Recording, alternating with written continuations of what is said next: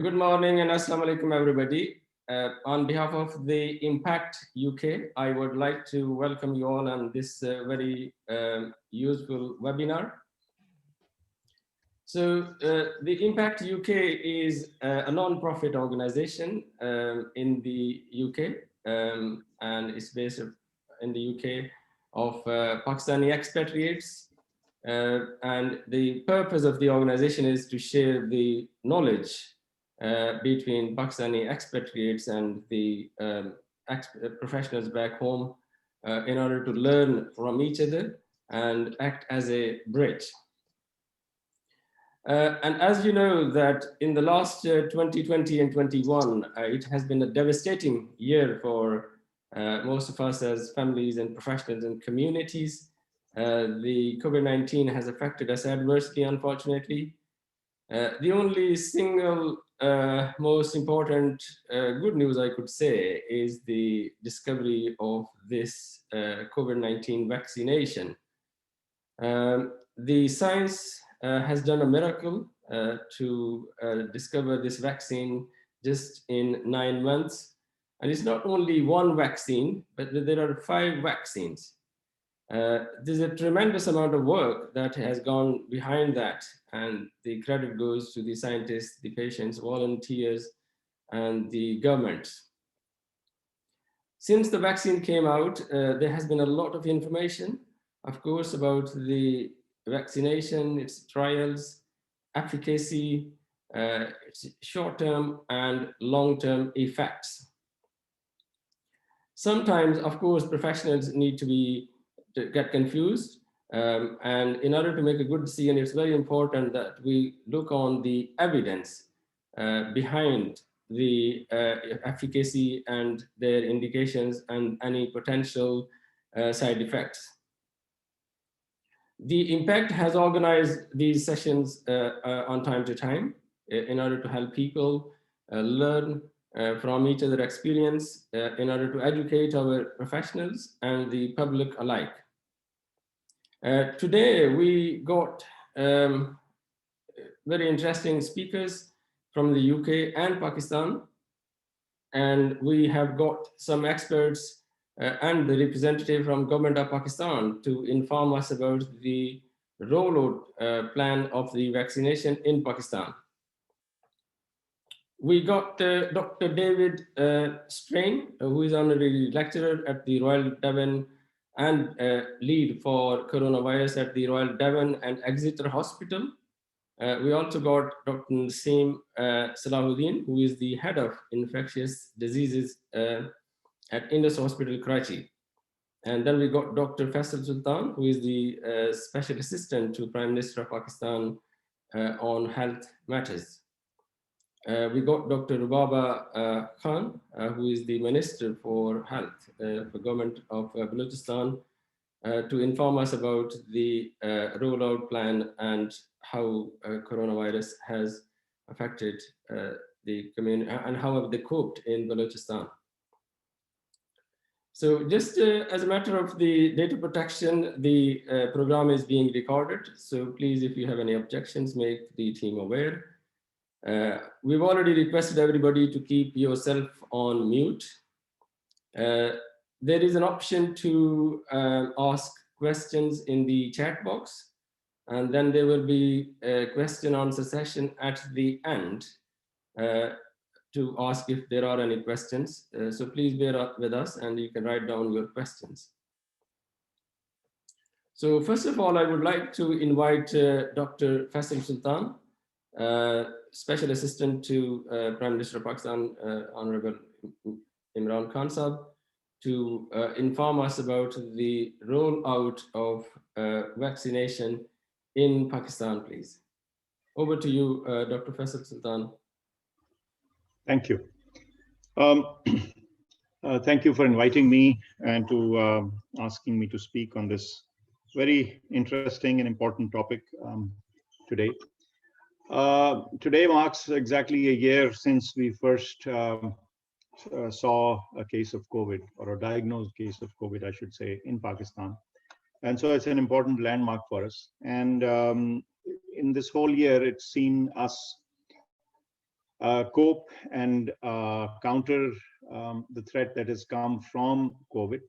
And that included initial actions like limiting public space, and then went on to get us to ramp up our capabilities in terms of healthcare and protection, to create credible guidelines for dozens of different domains from the Ministry of Health in collaboration with our partners all across the provinces.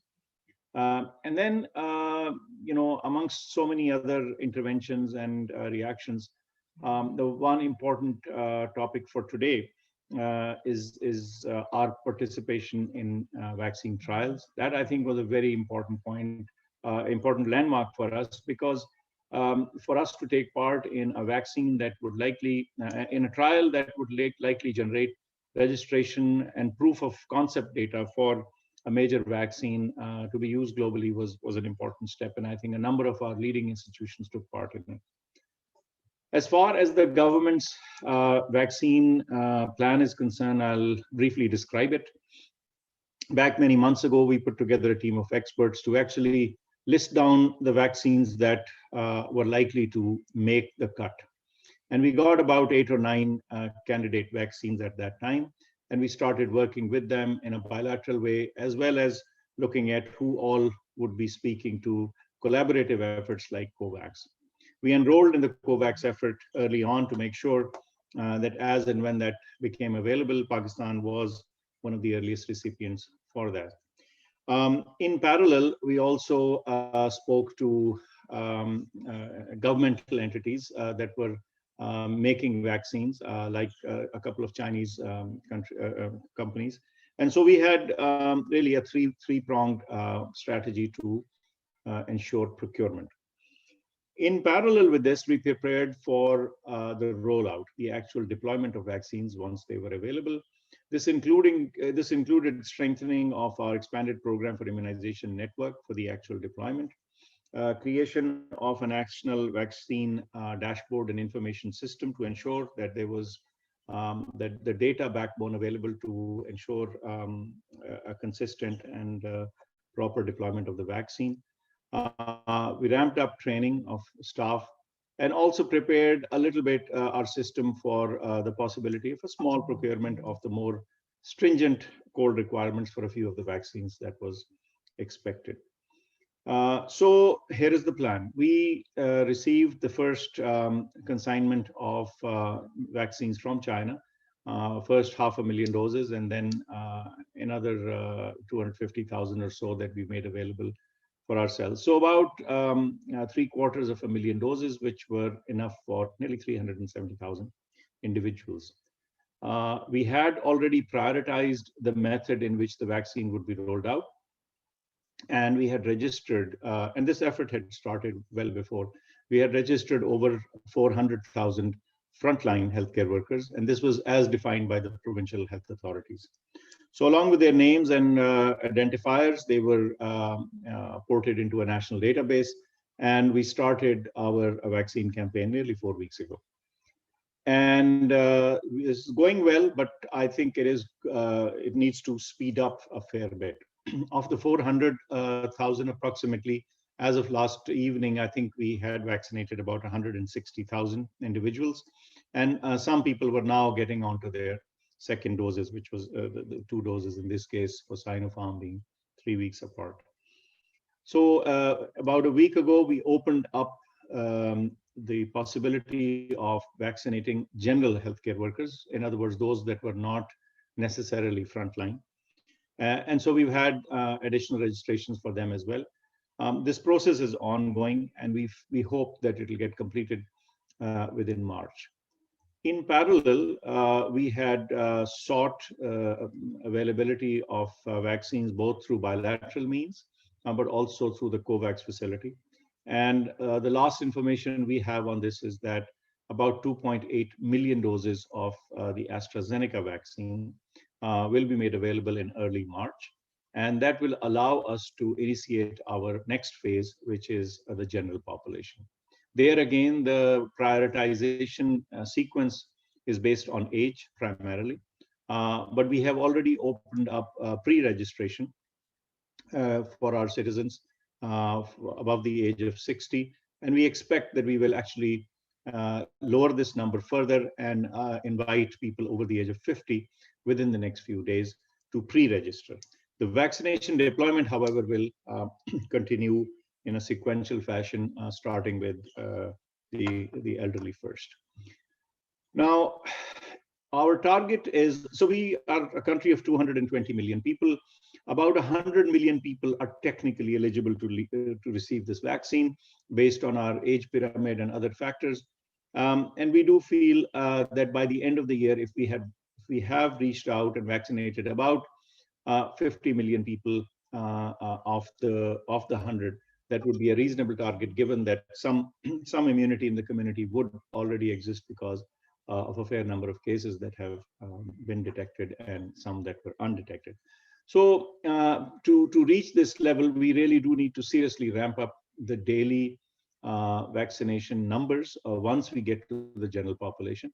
And this will have to be done not through just the 600 vaccine centers that have been set up for this purpose, but to also involve a number of public and private sector health institutions, as well as in a couple of provinces. Just this morning, we had an update meeting on this, and a couple of provinces intend to have large vaccine centers, really mass vaccine centers, if you will, to invite essentially walk-ins who would get vaccinated.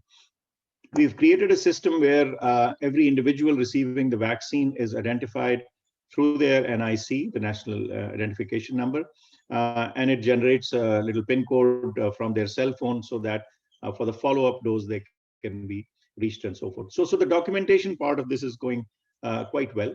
But we do feel that as we go along to the larger public, we may do away with some of the PIN code requirements and do just an identification and vaccine to ensure that there are the least number of hiccups to get to this point.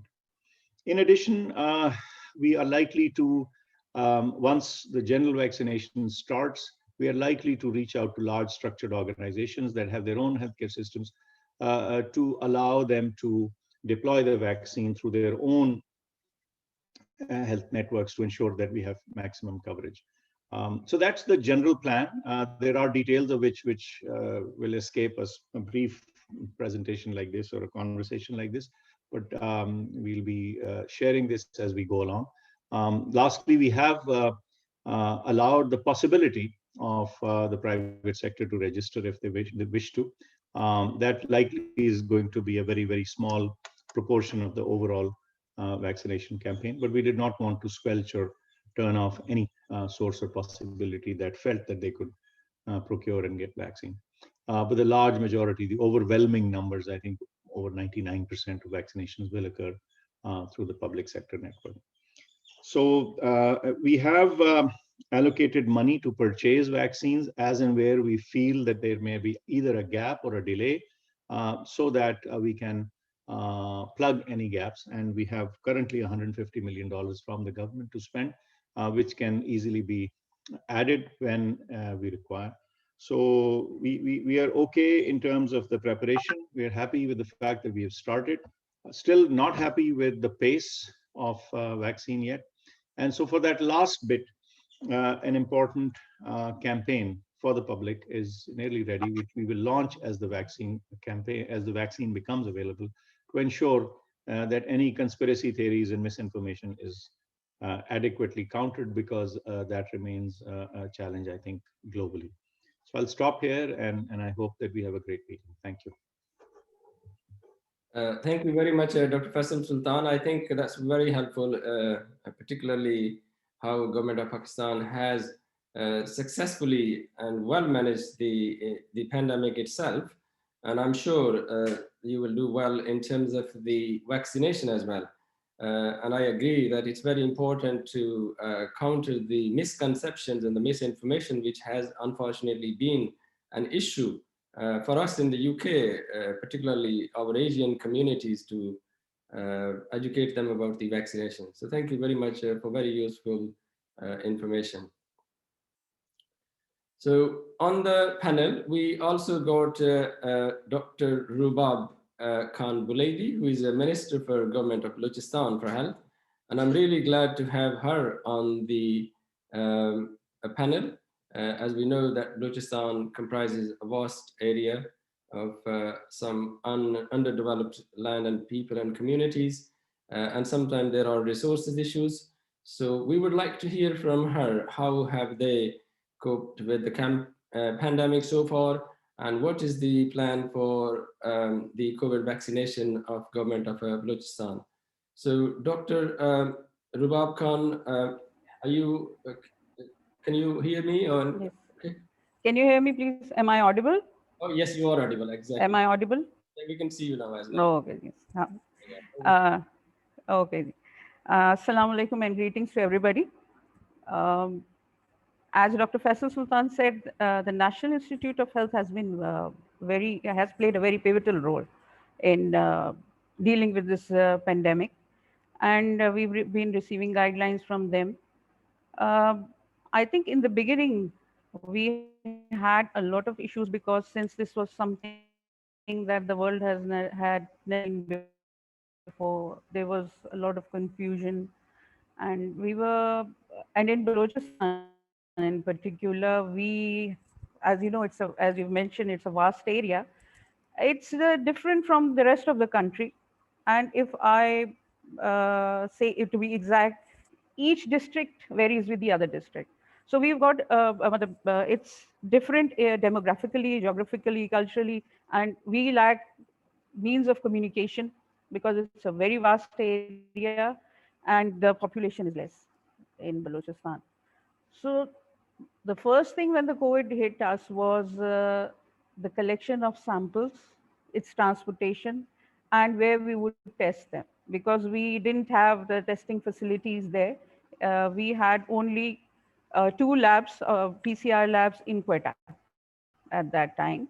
So you see, Balochistan is a province where we measure our distances not in kilometers and miles, but in hours. How much hours does it take to reach from one place to the other? So that was one of the major issues that we had, that if we collect the samples, how would we transport them and where would we test them? So NDMA was kind enough, then we had, they approved 5 more PCR labs that we got in due time after that in this duration, and they facilitated us in that too. The second thing was that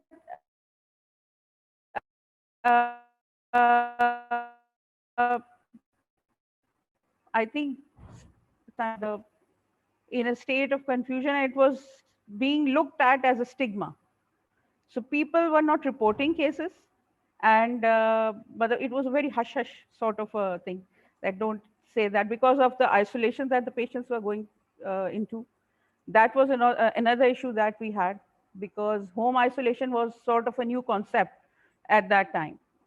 But I think where we saw a lot of difficulties in COVID, we also tried to take this as a blessings, because a lot of things uh, we if I say that a lot of things came into our minds at that time, that yes, this could be done, alternate solutions to our problems, and unconventional solutions to our conventional problems, if I may say so. So I think with the help of the national federal government, we, National Institute of Health and NDMA, we were able to cope with this. And Alhamdulillah, we had very less number of mortalities in Balochistan as compared to the other provinces.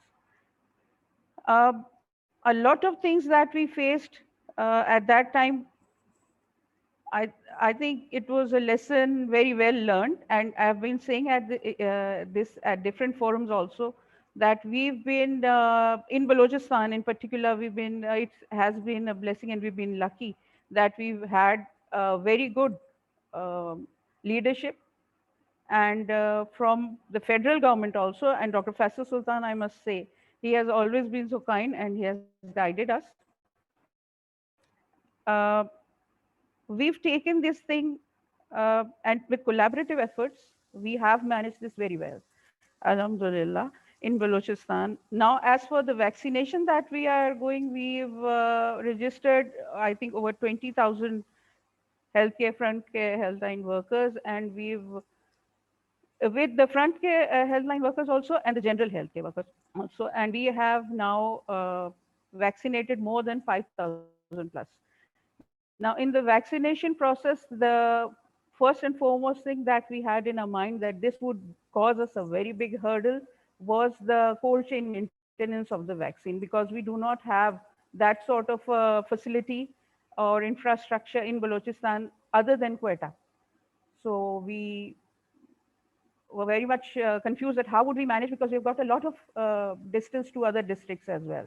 And some of the districts where the caseloads were very much high, that was posing us a problem that how would we do. But then we managed it with the help of EPI, and we took their mobile units, and now, Alhamdulillah, our districts are also getting vaccinated. Uh, and most of the healthcare workers that had been vaccinated in the first phase have started now their second dose. Last week we started that. And for the general public above 65, as Dr. Faisal Sultan said, we are starting from 1st of March, inshallah. And we are also establishing walk-in centers for vaccinations. And now at this moment, we have 5 major vaccination centers in tertiary care hospitals of Quetta. And we have vaccination centers for healthcare workers in the districts. I think we have it in 10 of our districts. We've established them, and the rest we are doing it in mobile units.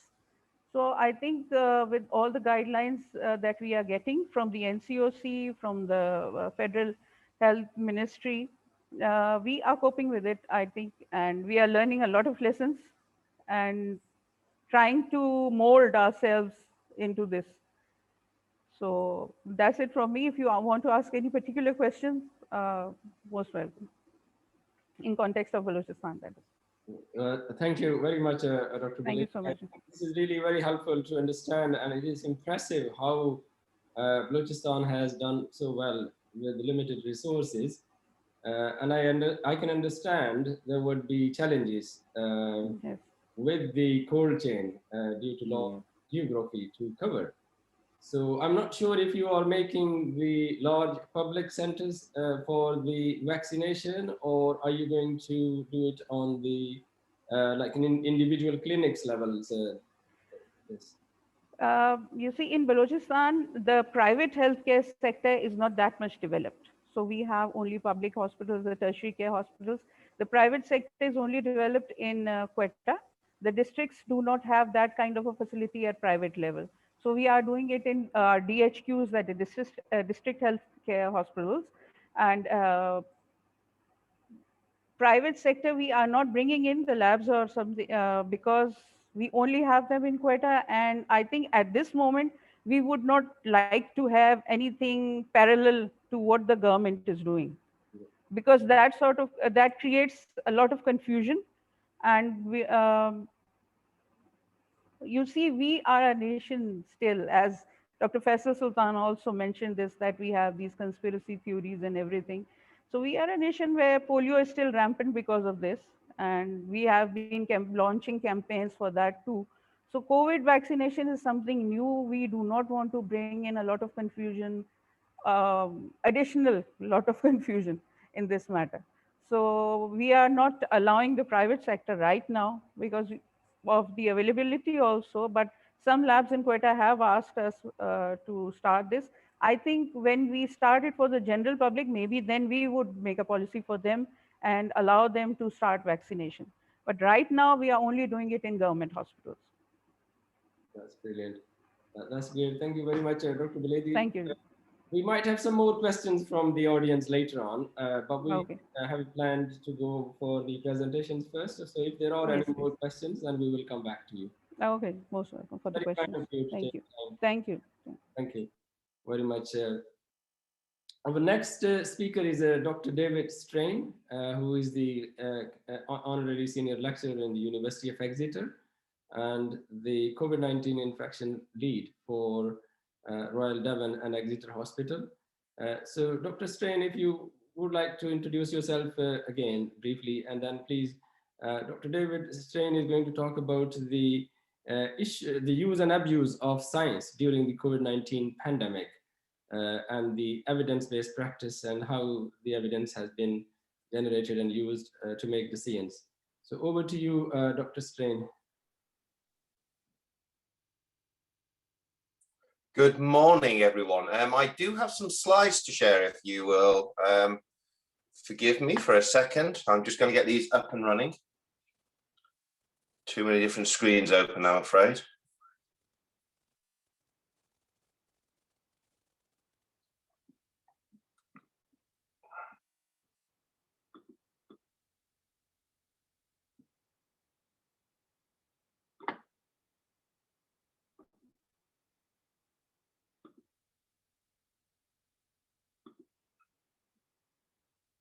There we go.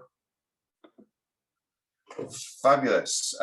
So good morning, everyone, or good afternoon. My name is David Strain. I'm a clinical senior lecturer at the University of Exeter Medical School. I've also been working really a lot with the British Medical Association. At the start of this pandemic, I was chair of the Medical Academic Staff Committee and therefore fed a lot of the research back within the committee. Actually, during the pandemic, I've stepped down from the role of chair so we can just focus purely on COVID. And I'm going to go through some of the data that's been used in these studies. So where are we? There we go. So let's start with how come the UK has been right at the forefront of the research for this pandemic. And the reason for this is simply need. The data in the UK are truly horrifying. We currently have one of the highest death rates per million head of population anywhere in the world. We have more deaths per million population than Italy, which was the European epicenter of it, than any country whatsoever in Asia, and even a higher death rate per million than the US, where they openly decried the use of the masks and the hand, face, and space. And yet we still are doing worse. But as a result, that's mean that we have been one of the key centers for this development of the data from this vaccination program. So the reason that the virus itself is doing so well is the way that it spreads. It can be spread in aerosols, it can be spread in airborne, it's spread contact, it's spread in urine and feces, it can get through the mouth, the eyes, through the nose, through basically any mucous membrane. And the result of this is that we end up with a virus that can spread in an asymptomatic state. This is something that we've not seen before with a virus, and this makes it very difficult to generate any sort of widespread immunity. Add to this, the COVID virus can live on surfaces for much longer than any other virus. That's put us at quite a tremendous disadvantage when it comes to trying to figure out the best way of tackling this. So we produced many different medications that will theoretically be of benefit in order to tackle a virus. And these are the treatments that we've been involved in the testing of. And you'll see many different samples on there. Arbidol is clearly one of the key treatments for many other viral infections, but just did not work here. Nor did chemostat, nor did hydroxychloroquine. The antiviral therapies did a really good job of reducing viral load, but had very little impact on the disease itself. This is all part of the background to getting to where we are, because effectively, the only treatments that we generated that have had a significant impact have been ones looking at this end stage of the disease. The ones that are looking very much at the after effects, the cytokine storm, the massive inflammatory mediated response that you get that results in the acute respiratory distress syndrome. We saw the data from dexamethasone, we've just seen the data from tocilizumab and sarilumab, and they are very much focused on the after effects. However, none of these really focus on the thing that is key to what we need to be doing. Just before we move on, let me just show quickly the data from the dexamethasone trial. because this is one of the biggest studies that I personally was involved with. And this is the recovery trial. This gave dexamethasone to patients once a day for everybody who had COVID. And then they split it down into the two groups. And one thing that it was really notable for is that dexamethasone in early phases of the disease was not beneficial. Let me just show you those data. This is what happens if you give it right at the outset. That these are the people who've just caught COVID, they haven't got an oxygen requirement, they are still very much early in the disease. And actually the dexamethasone did harm. Now that's a really important measure to take away, that dexamethasone should not be used early in COVID. And I say that because I've seen many protocols, many patients who are being given dexamethasone when they contract COVID in their own home. It's an incredibly cheap drug. If you wait until you need oxygen for it, then it is actually very, very effective. And what you see then is a 17% reduction in mortality, but not at the very early phase. So what do we need to do about it? Well, the first thing that lots of people spoke about was the whole herd immunity nonsense. The herd immunity effect. And we heard several different people talking about that. The idea being that if you can stop transmission because people become immune to it, then effectively you will tackle the disease itself. The problem is, for this to be effective within any population, about 87% of the population needs to have had it. You see, the difference between COVID and flu, for instance, is this R0 value. And we will come back to that in a moment when we talk about how the vaccination program works. I know that you are all very familiar with the R0 value. That is the fact that one person who's got the disease will infect 4 other people before they are out of their disease process. And to put that into context, the R0 for influenza is about 1.3. That means it takes 3 people to infect 4 people onwards. And flu still causes a pandemic. COVID, because it's a silent infection, because for the first 4 days of having this disease, you can spread it without knowing you've got it, means on average, everybody infected can infect at least 3 other people without the presence of the face masks and the good hand hygiene and the physical distancing. As a result, populations that have tried the herd immunity concept, such as Sweden, basically looks like they were doing really well at the outset. But if you look at how they fared in that first wave, what you see is very clearly the populations that were going for herd immunity had negligible impact. So that's why the vaccine has become the holy grail. And this is a slide that I used very early on in the vaccine, when you saw just how many different vaccines were being prepared. And many of these are actually now available. We have the Sinovac, we've got the Pfizer, the Novavax, the Moderna, the AstraZeneca. Imperial Colleges is just about to go through its licensing, as is Janssen, and of course the BioNTech Pfizer version. And these are hugely innovative. And I say they're innovative because much of the technology that's being used in these vaccines has never been made to work before. And that's really important. Now, a lot of people, and this really plays into a lot of people's fears and concerns, because remember, when it comes to people who are hesitant to get the vaccine, the majority of these individuals are not vaccine anti-vaxxers. The majority of people who've got hesitancy are very much in favor of not catching COVID. They are very much in favor of doing whatever's necessary, but they just hear the stories. And one of the key stories that's come about is that vaccines normally take 10 years to produce. And yet these have all been produced in 9 months. How has that happened? Surely they can't have been tested properly. Surely this is going to be risky going forwards. Well, that is not the case. I am a clinical academic. I am a researcher. I spend most of my life doing the research.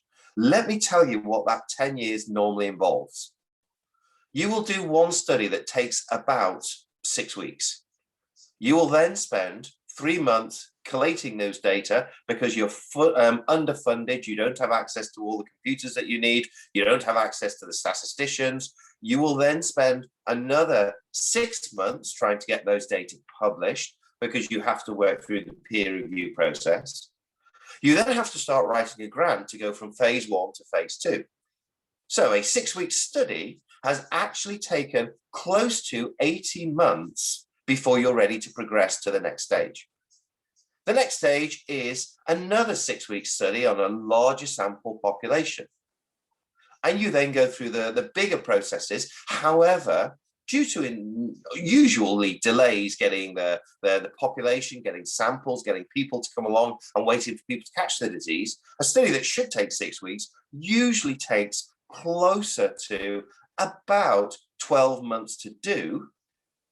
And then another 18 months to get the data published and then ready permission to move to the next phase. So we're currently 12 weeks into a vaccination program, but that's taken about 2.5 years to get to that place. The next point is to get a study up and running in order to do this in a larger scale. These are the phase 3 trials. These are the trials that we need to do to actually prove that a trial works. Now, ordinarily, it takes a long time to recruit to this. For example, I did a study with 2,500 patients. That took around 3 years to recruit 2,500 patients. It then took another 18 months before that 2,500 patients had become exposed to the condition that they needed to be exposed to, which meant it was about 5 years before I had data. In COVID, it took them 8 weeks to recruit 40,000 people. And within 3 weeks, because of the degree of the exposure in COVID, what you saw is before we'd finished recruitment, we were already seeing the benefit. So again, a 3.5-year study is done in 8 weeks. What we have now got is the true speed that these vaccination programs can work if there is a political impetus to get the trials done, and if there is many willing volunteers out there, and there is the funding to do it. Of a 10-year research program to go from concept to on the shelves, around 7.5 years of that is spent just in administration, and about 2 years of that is fighting with recruitment. Neither of those have been problems in the COVID pandemic. There's been global impetus to get this right. Every government has desire to get this done. And the reason I'm leaving this slide up here is you'll actually see that as we go down all of these have got state sponsorship. We've got state sponsorship from Russia, from China, from the UK, from America, from the Saudi government, from the Australian government, from multiple different governments across Asia. All of these have invested into these programs because they saw that the vaccination was the only route out. This is not an incredibly quick program. This is the perfect picture of efficacy. This is what we really need to do going forwards. So what the next thing we need to look at is what is required from the vaccine. And the vaccine's development has to be very quick. We know that.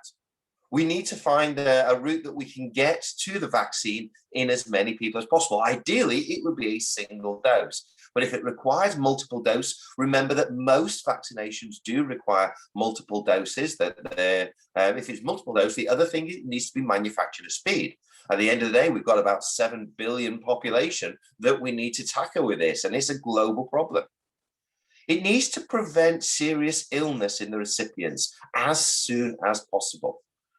And this is the big priority. And the point of the vaccination is actually to stop people going into hospital and to stop people dying. Ideally, it would also prevent the people who've got the infection from spreading it. And that's the only way it causes herd immunity. Remember, if it just stops people getting sick, but still enables them to spread it, that means only the individuals who've been vaccinated actually get the benefit. Whereas if it stops people spreading it, it doesn't just benefit you, it benefits the people around you. The other thing is we need to be aware that viruses mutate.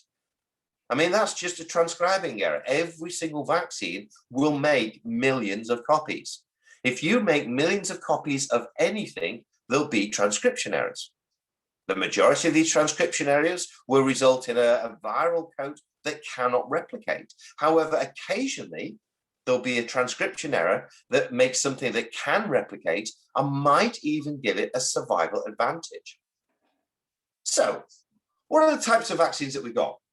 Well, there are 4 different types of vaccines, and these are the 4 types of vaccines that I've got come into play here. The first are the inactivated virus vaccines, and this is what we use for many different things. This is where you take the core virus, you do something to eradicate it, something like expose it to ultraviolet light, or do something that stops it replicating in its own right, then inoculate that. I'm going to stop this one at that point because this has not worked for COVID. There hasn't been one successful inactivated virus vaccine, so we don't need to talk about that one any further. Then we've got the other 3. We've got the mRNA vaccines, the vector vaccines, and the virus-like particle vaccines. We do have successful examples of each of these 3. The first of these is the DNA mRNA vaccines. And basically what we do there is we get the mRNA of the one particular component of the virus.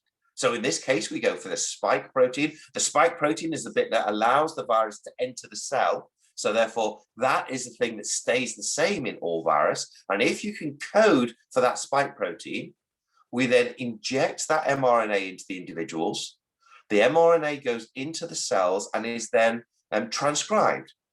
Your cells then manufacture the spike protein, like they do with anything else. They display that spike protein on the surface of the cells, and you can then mount an immune response to the spike protein that you've made. This does not change your nucleus. mRNA does not enter your nucleus. It does not get into that nucleus, and therefore it cannot change the person that you are. And I say that because that is one of the common comments that I get back to me when I'm giving this and when we're explaining this. Can we, does this change me? If I take this while I'm pregnant, for example, will this get into and will it create a mutant child? No. mRNA does not change the natural code. It doesn't enter the nucleus and therefore cannot be transmitted at all. The mRNA stays in your cell for about 2 to 3 days. You display that protein for 2 to 3 days, and you create a viral response in 2 to 3 days. The pros of that is that it can be made very, very quickly. If the virus changes, you can actually change the RNA that you use to vaccinate. It takes about 45 days from knowing the viral genome to producing a new version of the vaccine itself. There is absolutely no risk of infection from this because you're not giving anything that can manufacture a virus in its own right. And as I say, if the virus mutates, so you can mutate the mRNA. Of course, there are downsides of this. And the biggest downside of this is that mRNA, well, it has to be kept very, very cold. In the case of the Pfizer, that needs an ultra cold stall chain. It needs freezers at minus 80 degrees. This is not something you can keep in a typical household freezer or even in the lab. And that does cause issues because as soon as the temperature starts to rise, the mRNA starts to denature. Therefore, we need certain additional elements in place before this can take place on the wide scale. So let's move to the vector vaccines. And this is the one that we use with the AstraZeneca Oxford vaccine.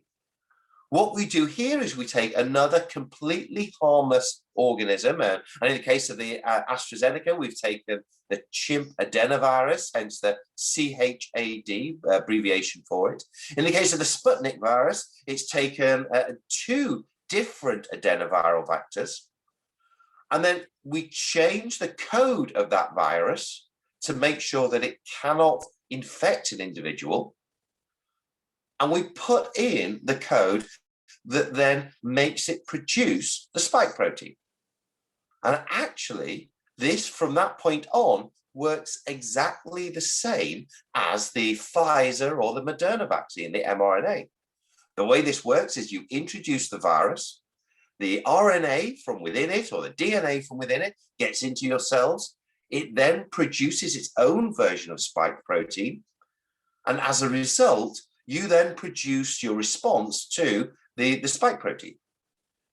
There are a couple of additional advantages here. The first is by giving the chimp adenovirus or the adenovirus 26 and 9 in the case of the Sputnik virus, what you see is you trigger your immune response to that, and then you focus on the spike protein that you produce. And as a result, it produces a stronger response to the first vaccine.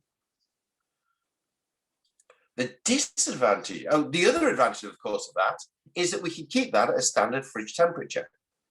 We know that these are stable. This is the way that the flu vaccination works. This is the way that many other vaccinations work. This is stable in the conventional 4 degrees Celsius fridge, does not need cold store thing, and can be stable at room temperature for several days. Which means if you want to then take it from your hub to multiple places, or you take it out to community centers, it can be very stable. The disadvantage is it is slower to replicate. It is slower to change to produce more of this, and it is much, much slower to change the RNA within it. There is also the risk that you will develop immunity to the chimp adenovirus.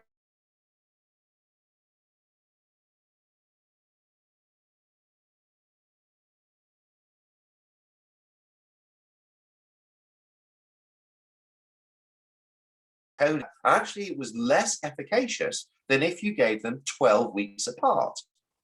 Actually, you get most benefit from the AstraZeneca vaccine from the first dose, and it is better if you go from dose 1 to dose 2, a minimum of 8 weeks apart, and actually, ideally, about 12 weeks apart. Then you've got the third group, the virus-like particle vaccines. And please do forgive me when I wrote this, that all of them were in stage 3. However, yesterday, one of the virus-like particles that actually gives you this spike protein, and they just put a lot of that spike protein in there that triggers response. And one of those reported its phase 3 studies, and again, was incredibly successful. This is the one that's been used for the HPV vaccine, and all we're doing now is creating a different particle within it. Actually, with this, they're putting the spike protein itself into you, and as a result, you get a response. Now, this definitely needs a second dose because it doesn't trigger as big a response after the first as it does elsewhere. The next question is, which one do you want? Well, the reality is, as long as they work, it doesn't matter. Currently, all of the vaccines that we have available are effective.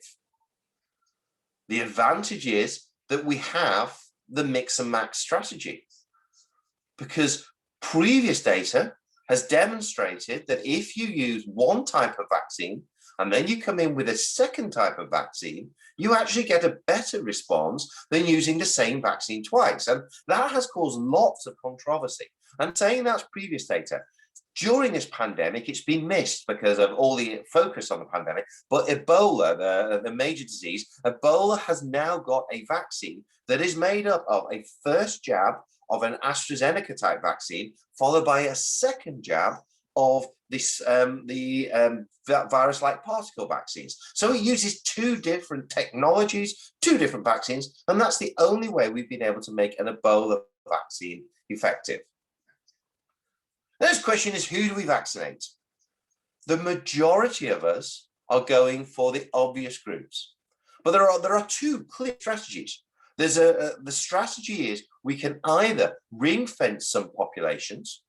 So, for example, if we have a population of extremely vulnerable individuals that are cared for in a community by 20 or 30 care workers, it actually makes more sense to vaccinate the 20 or 30 care workers to stop bringing the virus into this community and allow the community to live virus-free.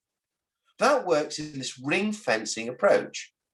The reality is, because we don't know that this vaccine stops the spread, we've not been able to use that approach. And as a result, the target is go for those who are the most vulnerable. With COVID, 85% of the deaths have been in the more mature adult, people over the age of 65. The rest of the deaths are almost exclusively in people who are younger with multimorbidity. Then there are a few vulnerable groups just because of exposure.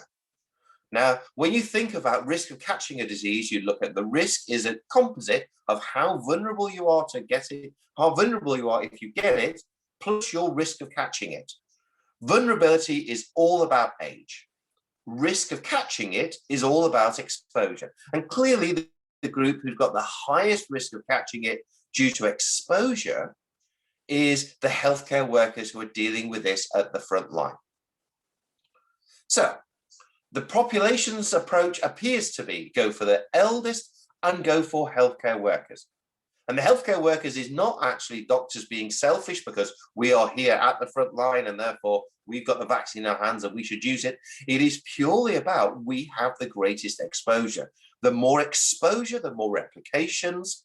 And from a pragmatic point of view, because I, as a COVID doctor, am likely to be exposed to, in a day, 20 or 30 different strains of that virus, if 20 or 30 strains hit me at the same time and start replicating, the chance of a mutation that is vaccine resistant is far greater in me because of the multiple different exposures. So the point of vaccinating healthcare workers is not just to protect ourselves, it's because there is a grave risk of us becoming the petri dishes that the super mutants that are derived in. So what are the current data? Well, the vaccinations are currently being rolled out globally, and there are many different successful programs. Actually, the UK is doing very well. The UK, we have, for the first time in this pandemic, done something right. We have kept the government out of the vaccination program. The vaccination program has been handed over to the healthcare workers. It's actually the most sensible thing the British government have done so far in this vaccine, that they have said, UK health service providers every year vaccinate about 50 million people. By the time we include the MMR vaccines, the childhood vaccines, the school age vaccines, HPV, and the flu vaccines. So the UK health service provides 50 million vaccines every year. Let's just give them this. They know what they're doing. Get on with it. There have been a few caveats in that, and I'll come to those in a moment.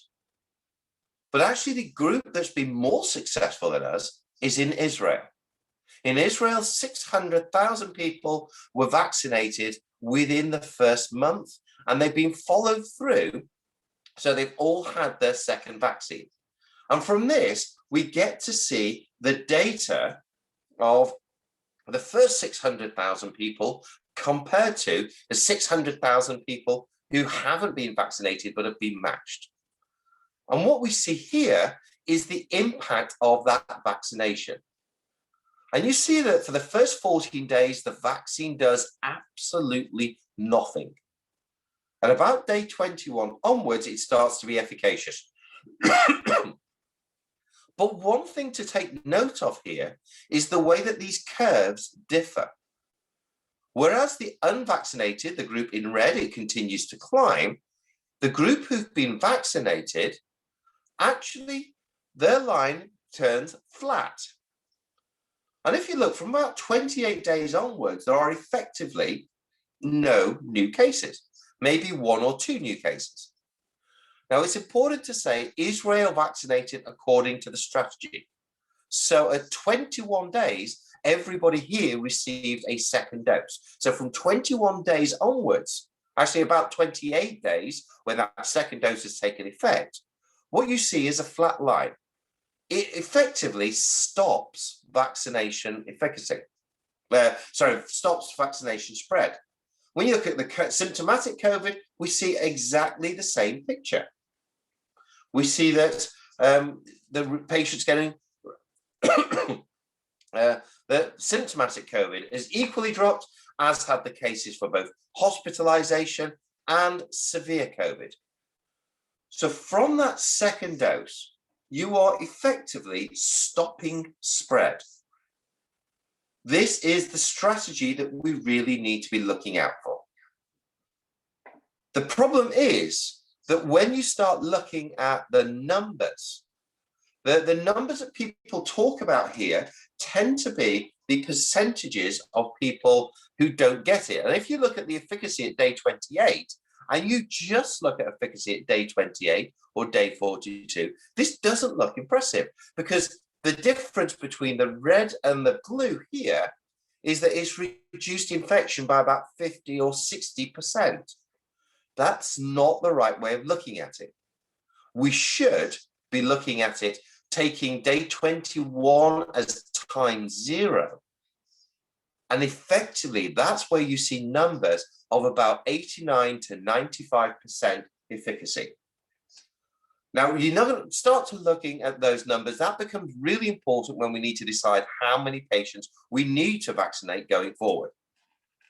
Now, from Israel, they've also produced lots of additional data, because these are the population that have been studied. And remember, this is 600,000 people. This is about 15 times more than have been included in the clinical trials. So this 60,000 people gives us 15 times more than included in those clinical trials, and 30 times more than have been included in given the vaccine as part of a clinical trial. And this is where we get our safety data from.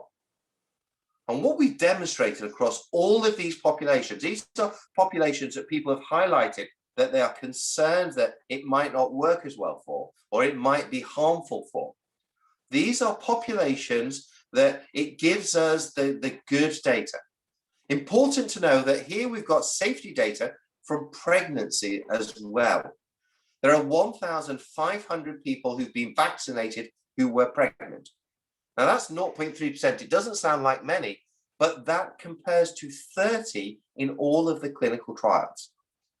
As a result of these safety data, in the UK, we are now saying that pregnancy is not a risk for having a vaccination, and we should be able to go ahead and vaccinate people irrespective. We do see a few other bits and pieces. And the other bits here is the immunosuppression. And I do see that in the immunosuppressed, this does work really well. So they're the data if you use the vaccine according to the manufacturer's instructions.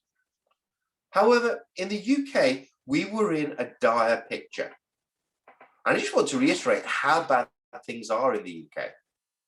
The deaths per million population in the UK today sit at 1,797 people dead per million. That's way over 100,000 people in the UK of death. Last year was the worst death rate on record within the UK. More people died last year of COVID than died per annum in World War II. Now compare that to Pakistan. We are looking at 1,797 deaths per million. In Pakistan, your figures are really well controlled at 57 per million. You're doing so much better than we are. However, as a result of the figures here, our government had to take drastic steps. And they chose to ignore the manufacturer's instructions. Now, I'm going to be explicit here. AstraZeneca, their data, the Oxford vaccine, actually really supports the use of a 12-week gap between dose 1 and dose 2. In fact, if anything, it is better dose 1 to dose 2. So for that particular one, they were quite happy to say, these are the data that we've got.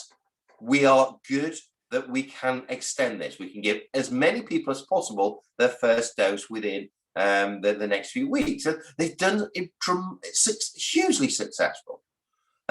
We've managed to vaccinate nearly 20 million people in the last 2 months.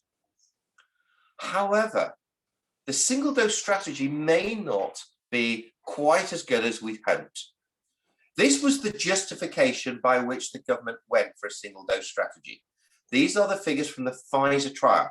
And what they've done here is looked at everybody who got an infection from day 15 to day 28. And you see that if you were given the jab, you had 4 people got infections. If you didn't get the jab, 42 people got infections. And on the basis of that, they said that the vaccine was 91% efficacious. The reason they went from 15 to 28 days is, as you saw in those graphs, that it doesn't do anything for the first 14 days. So that's a bit pointless.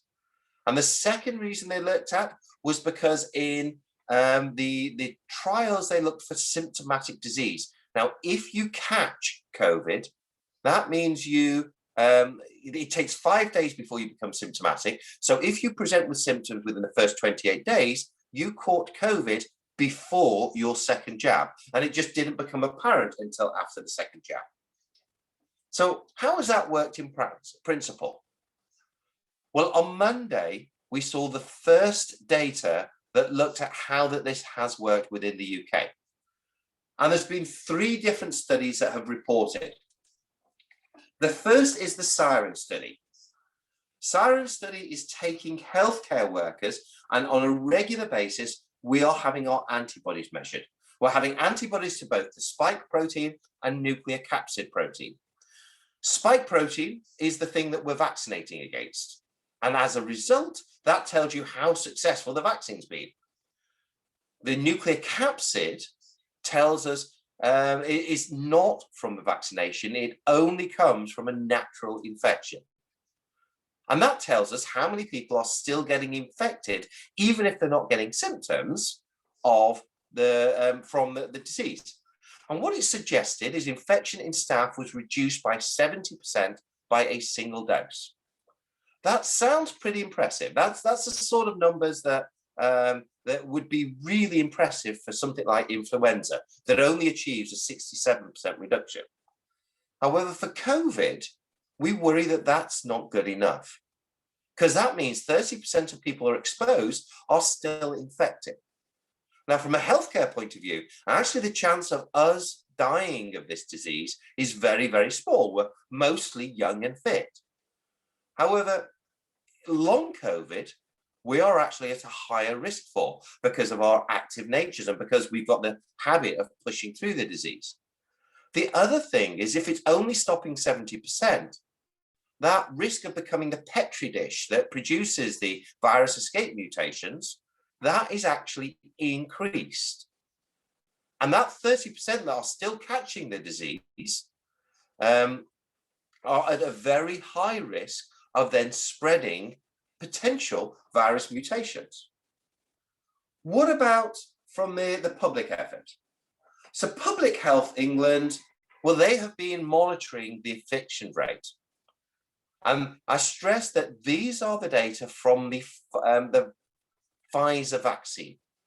These are the data from the first wave of vaccinations in the over 80s. And what it suggested is that it is only 57% effective at reducing infection beyond 28 days. Now, some reduction of efficacy would be expected within the elderly population, but 57% is definitely not 91%. Now, this number jumps to about 88% with your 7 days of your second injection for those who are getting it. Hospitalizations have only been reduced by 40% for those that have caught it. The mortality has been reduced by just over 50% for those who've caught it. So the single dose vaccination may not be as good as the government hoped. Scotland have produced even more damning reports. Scotland has actually produced a report saying what happens within their population. Now, they've studied in a different manner, and one of the things that they have done is they have looked at the vaccination across different age groups.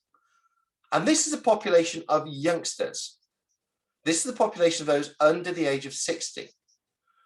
And what you see here is a headline result of 85% efficacy. That's this number here. It is 85% efficacious in a group who have who've had the vaccine at 28 to 34 days. But there are two key points here.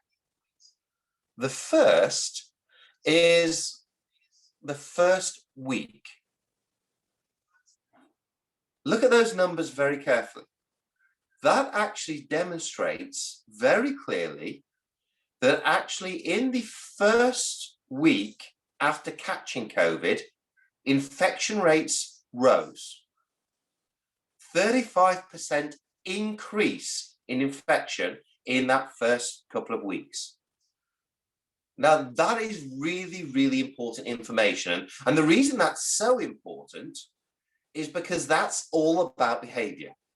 People have their first jab, they think they're immune, and they take their masks off.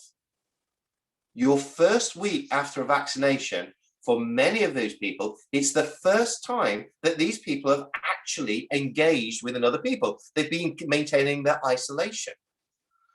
They go out to a vaccination center, they think they're now immune, and as a result, they start mixing. Vaccination centers for a brief time have become the most dangerous place to be. The other thing to look at is the numbers afterwards. 85% is this headline result. This 85% number here is great. However, it very quickly wanes. You see, the thing about the Pfizer vaccine is it's triggering an initial response from those spike proteins. It's designed to put so much money, and the money starts to pull out. And as soon as the money starts to drift away, it's just like having children, really. As soon as the money starts to drift away, you then have to top up with a definitive payment. The problem is, this vaccine is giving you your first amount, you then start drawing on it, but you don't top it up. And look here, down at about 42 weeks, it's lost half of its efficacy. Actually, in a very small population, in the over 65s and over 80s, the efficacy here drops down to about 8%. From 42 days onwards, in those over the age of 80, this vaccine was not working. And for that reason, the BMA, British Medical Association, we are now engaging with our government based on the figures that they have produced, saying, these are the figures. You went for this strategy. We fully appreciate that that was probably a risk worth taking at the time, but let's look at reevaluating this, because the suggestion is we may need to get those vaccines in as soon as possible. And for people on this call, for people within Pakistan, I would urge you, please follow the manufacturer's guidance. I have to say I have absolutely no skin in the game on this one. I am not a shareholder. I do not belong to Pfizer. I do not belong to Moderna. I have not engaged with any of them. I do work with pharma, but on this particular case, I've had no engagement whatsoever with these pharmaceutical companies regarding this. I'm speaking to Moderna even as we go through this. And later today, I'm having a call with the chief scientific officer just to make sure that when Moderna rolls out within the UK, we don't make this same mistake. However, I would urge people in Pakistan, please stick to the manufacturer's guidance. For AstraZeneca, for adenovirus, for these viral vector vaccines, they are incredibly efficacious with a longer gap between them.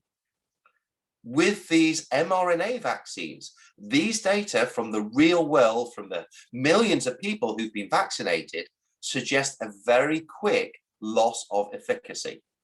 And as a result, it is well worth very carefully evaluating what we are hoping to see. And finally, I'm just going to end on the equations, talking about, we're basically talking about what we need to do, what we need to achieve. This is the equation for how many people need to be vaccinated in order to generate herd immunity. It's a very simple equation. It's 1 minus 1 over the R0 of the virus of interest divided by the efficacy of the vaccine. And if we just plug some numbers in here, we have the estimated R0 of the of COVID as being about 3. The efficacy of the vaccine is sat at about 79% in all of these trials. And as a result, we need to achieve an 87% vaccination to generate immunity. If, however, the efficacy of the vaccine fails even just by 2%, all of a sudden, that needs to go up to 89% need to be vaccinated. If the virus mutates to become more infectious, that's where things get really interesting. You may have all heard recently about the new variants, the B117, affectionately called the Kent or the UK mutation, and that's moved the R0 from 3 to 4. Now, the effect that this is going to have is going to be dramatic. We now need 97% in vaccinations to generate herd immunity. And as we see more mutations, we are also going to see vaccine escapes. This is basically a big chart. These are all the antibodies that's produced by the Pfizer vaccine. And this just looks across the board. There are many different points where they have the thing. And basically what we have here is a whole series of people who basically, you can't see these numbers, don't worry about these, but if I just show a slide that says, okay, these are the different mutations that may be vaccine escape. And what we see here is all of these numbers in red are actually places where the vaccine is not going to be efficacious. So if you've got a line here, which shows, I'm just realizing how small this slide is, a line here which shows these are the different antibodies that you produce. These are the different mutations that we see. And what we see here is if we take this vaccine, the E484K, this is the vaccine that came from, the virus rather came from Brazil. You see that actually only about half of the antibodies that you produce will be effective. The ones in red is going to be less effective. And what we see there is the different variants. So for example, the K417N, this is the, that is the Brazilian variant. That's the one that is not quite as good. The R683 and the E484K, that is a South African variant. The Kent variant is the N501Y, and the D614G, that is the original one. And you can see for the original variant, the vaccine works brilliantly. But as these new mutations build up, what we start to see is, well, they become less efficacious. Now, if you now get a mutation on the vaccine, the variant from South Africa that also puts in the Kent variant, all of a sudden, it takes out a series more. If that happens to join in with Brazil, what we end up is a virus that suddenly only has about 30% neutrality from the vaccines that we currently have. What you then have is a difference between the original variant and these super mutants. What we now may need to look for is repurposing the vaccine, is start making spike proteins out of this variant. And as a result, that is going to be the process of annual boosters. We are going to see annual boosters, they're going to become the norm, because as these mutate, we're going to end up with these escape mutations. And I realize I'm finishing there on quite a somber note, but the good news from this is things like the Pfizer, things like Moderna are very quick, very efficacious when it comes to being able to produce the new variant vaccines going forward. And on that note, I want to thank you for your attention and hand over for any questions. Thank you very much. Thank you, Dr. Strain, for a very impressive and data that you have collected from all over the world.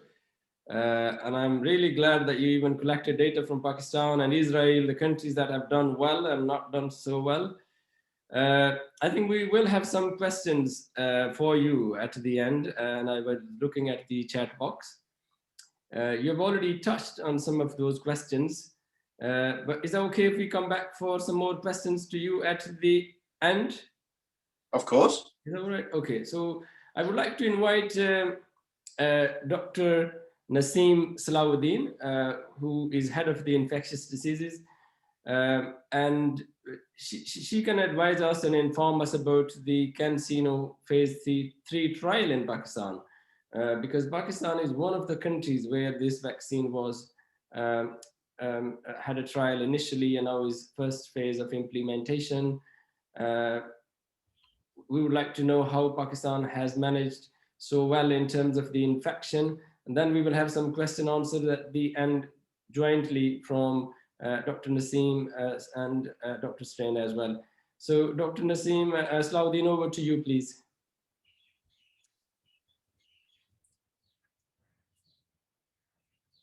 Thank you very much, Dr. Abrar. First of all, thank you to Impact UK for inviting me for this lecture series. And it's wonderful to meet people from across the continent and also people from within the country. Let me see if I can open my, take me a bit.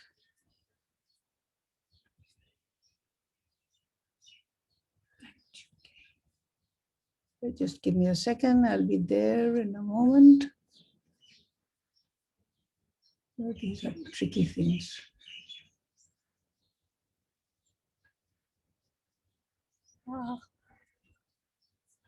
I had it right here.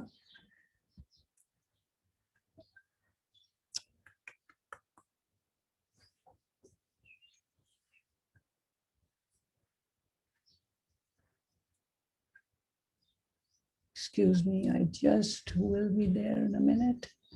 Dr. Naseem, if I could interject here. Yes. If you're looking for your presentation named the Impact UK, Yes. I think I had a glimpse of that on your desktop. So no, that's the PowerPoint. I'm looking for my, shoot. Just give me a second.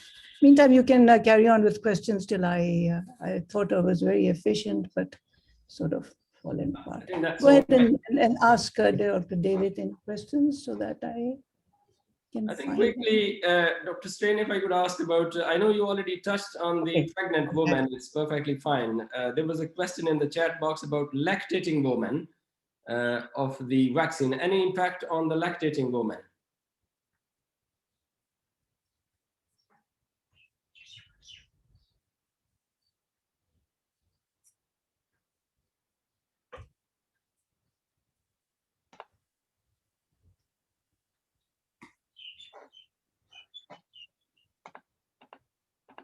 So we can see your presentation now, Dr. Naseem. If Go back to the first one. Sorry about that. but that's all right. I understand with the technology is always I hate difficult this sometime. technology. Yeah, I need a lot of support. Okay, all right. Okay, Dr. David Dr. David Strain's lecture was superb. Mine is really not an academic lecture. It's going to be about the perspective of COVID-19 in Pakistan and how we've dealt with it. And also, I will talk about the Cansino vaccine trial very quickly about that. So, you know, when the COVID-19 struck us, it was really a shock and bewilderment to the entire country, just as it was to the rest of the world. And we were really very ill prepared because we have a very weak health system in an overpopulated country. We were unable to produce the diagnostics, the medicines, the equipment, the vaccines. And our health system is devolved to the provinces, which has also created problems in itself because of the disparities that occurred from a common goal.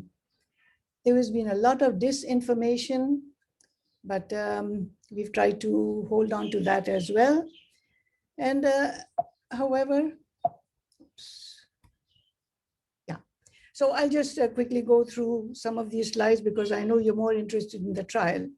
So what started in the seafood market has really pretty much changed the world forever. Excuse me. But Pakistan really jumped into action very quickly, right at the start of the outbreak, from the single person that was reported to us in February of 2020. And very quickly, the Pakistan National Action Plan for COVID-19 branched off into the, consolidated into the National Command and Operation Center, the NCOC. And all these were a product of the epidemic, meaning they created the data dashboard, raised public awareness, diagnostics, healthcare professional training, field hospitals, PPE, vaccination, and so on. Sorry. The immediate measures that were taken was to address media panic by talking immediately. The Ministry of Health called all the experts who would have some impact into advising them as to what should be done. Travel between Iran and China was reduced to a minimum. The Iran pilgrimage was suspended. There were quarantine of suspects, active surveillance, and contact tracing. Schools were closed immediately, which many of us thought was an overreaction. Information was disseminated to the public. The immediate actions was to develop a sentinel reporting site and system and develop plans of action for PPEs. There were drills on dealing with suspected cases, awareness, etc. And there was a lot of hyperactivity in raising the awareness to the public as well as to physicians. Very soon there appeared guidelines for equipment, for adequate environmental cleaning, infection control, so on. Field hospitals were set up. In Karachi, there was this 1,000-bed field hospital at the Expo Center in Karachi, but there were also such centers set up in Lahore and Islamabad, Lahore and Peshawar. And although people sort of refrained from going there out of fear that they would be captured and put into isolation, so they were not fully exploited by that time. Then we were given PPEs were always in short supply, but the government stepped up, scaled up the production of PPEs, and these reached at least to the healthcare providers. Training of healthcare workers, guidelines were published for pediatrics, for adults, for procedures, for diagnostics. PCR machines were delivered to the laboratories. Kits were provided, training was provided, and how to do the nasopharyngeal swab. Although a lot of errors were forecast and did happen at the time, but overall, I think this took off. People are talking about the antibody tests and the antigen tests, but these are really not for us, as even up to this time, we rely entirely on the nasopharyngeal PCR, and it has its pros and cons, and I think we've talked about that in the past, so I will not dwell into it. The very important thing that the health department did was to publish a daily dashboard, and every single day you will see what is happening within the country. So in February of 2020, when the first few cases arrived, these are the tests, that blue is the tests that were performed, and these were the cases that were diagnosed. And as you can see, by June of that year, we peaked, and that is the time when there were lockdowns in the hotspots, and then SOPs were enforced, masks were made compulsory, and gradually the levels came down. There was a flattening of the curve. However, the numbers were still there, but the tests were still being performed, although not as rigorously as should have been. But nevertheless, the case ratio to the number of tests that were done went down from 12% down to 2.5 to 3%. And then somewhere here in, again, matching with the global rise in the numbers, we too saw the second wave starting off in November, again went a little high and then came down. And this is up to 10th of February. But even as of now, we are seeing fewer cases by the day. So this dashboard is produced every day. It tells you the trend of the daily tested and positive cases. We know the proportion of disease in all the provinces, the COVID mortality trends in Pakistan, which is, as of today, slightly less than 13,000 deaths. And the last 24 hours, at that time, the deaths were down to 56. I think today they're down to about 30 or 40, I can't remember that.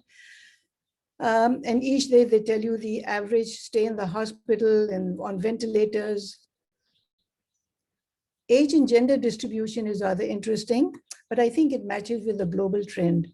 More males have developed COVID, and there have been more deaths in males.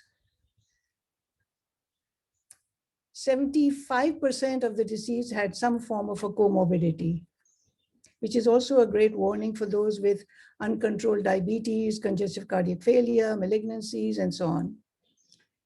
And the patient summary statistics come out every day with a lot of detail. Of course, I'm not going to give you all that. You can actually obtain these statistics every day by applying to the NCOC and asking for the reports. But I just suffice it to say that we are kept abreast of this through the press. The number of cases till today has reduced. You can see the graph coming down. And Wall Street Journal actually congratulated us at the time of the first wave that youthful conservative Pakistan is a coronavirus bright spot because our deaths, our numbers of diagnosed disease and our deaths were considerably lower. In fact, the Imperial College of London had predicted that for a population of 220 million people, there would be 650,000 deaths over a period of time. However, I think we defeated those numbers. We were down, as I said, only up to less than 13,000 as of today. And why? I mean, just look at the crowds over here. This was the religious convention in Raiwin a year ago. People riding on top of buses, wagons, weddings, shopping centers. And can you see anybody with a mask? This is all during the last couple of months or during the year. So what protects us from the disease, from severe disease and death, I think that is a subject to be talked about at a later time, and much research should go into it. In our training from physicians, we train our doctors, we have trained our doctors during this pandemic about how to diagnose, what to expect, and if they are a mild disease, then as majority of them are, almost 90% or 80+ % are only mild disease, we have to treat them only symptomatically with antipyretics for fever, but majority of cases are managed in ambulatory setting or by telemedicine. Asymptomatic or pre-symptomatic, of course, is only a positive test for SARS with nasopharyngeal swab, but no symptoms. For mild infection, we only with fever, cough, sore throat, etc., but no shortness of breath, dyspnea, abnormal imaging, or drop in oxygen saturation. The management is only symptomatic. Those with moderate illness have to be treated by a competent physician, and then severe illness get into the hospital in the intensive care unit, and critical illness may have to be managed on ventilators, and that's a different thing. As for treatment, there have been so many drug trials, starting from dexamethasone, remdesivir, favipiravir, etc. But many of these drugs, especially ivermectin, nitazoxanide, colchicine, aspirin, we keep getting questions about this, whether these drugs should be used, especially chloroquine. Well, we know that these drugs do act in vitro, but when given to patients in vivo, either you need very high doses, which can be of a toxic level, so we do not encourage that at all, although some practitioners continue to prescribe. As for antibiotic, especially azithromycin, this has been handed out galore, and we certainly discourage use of any antibiotic.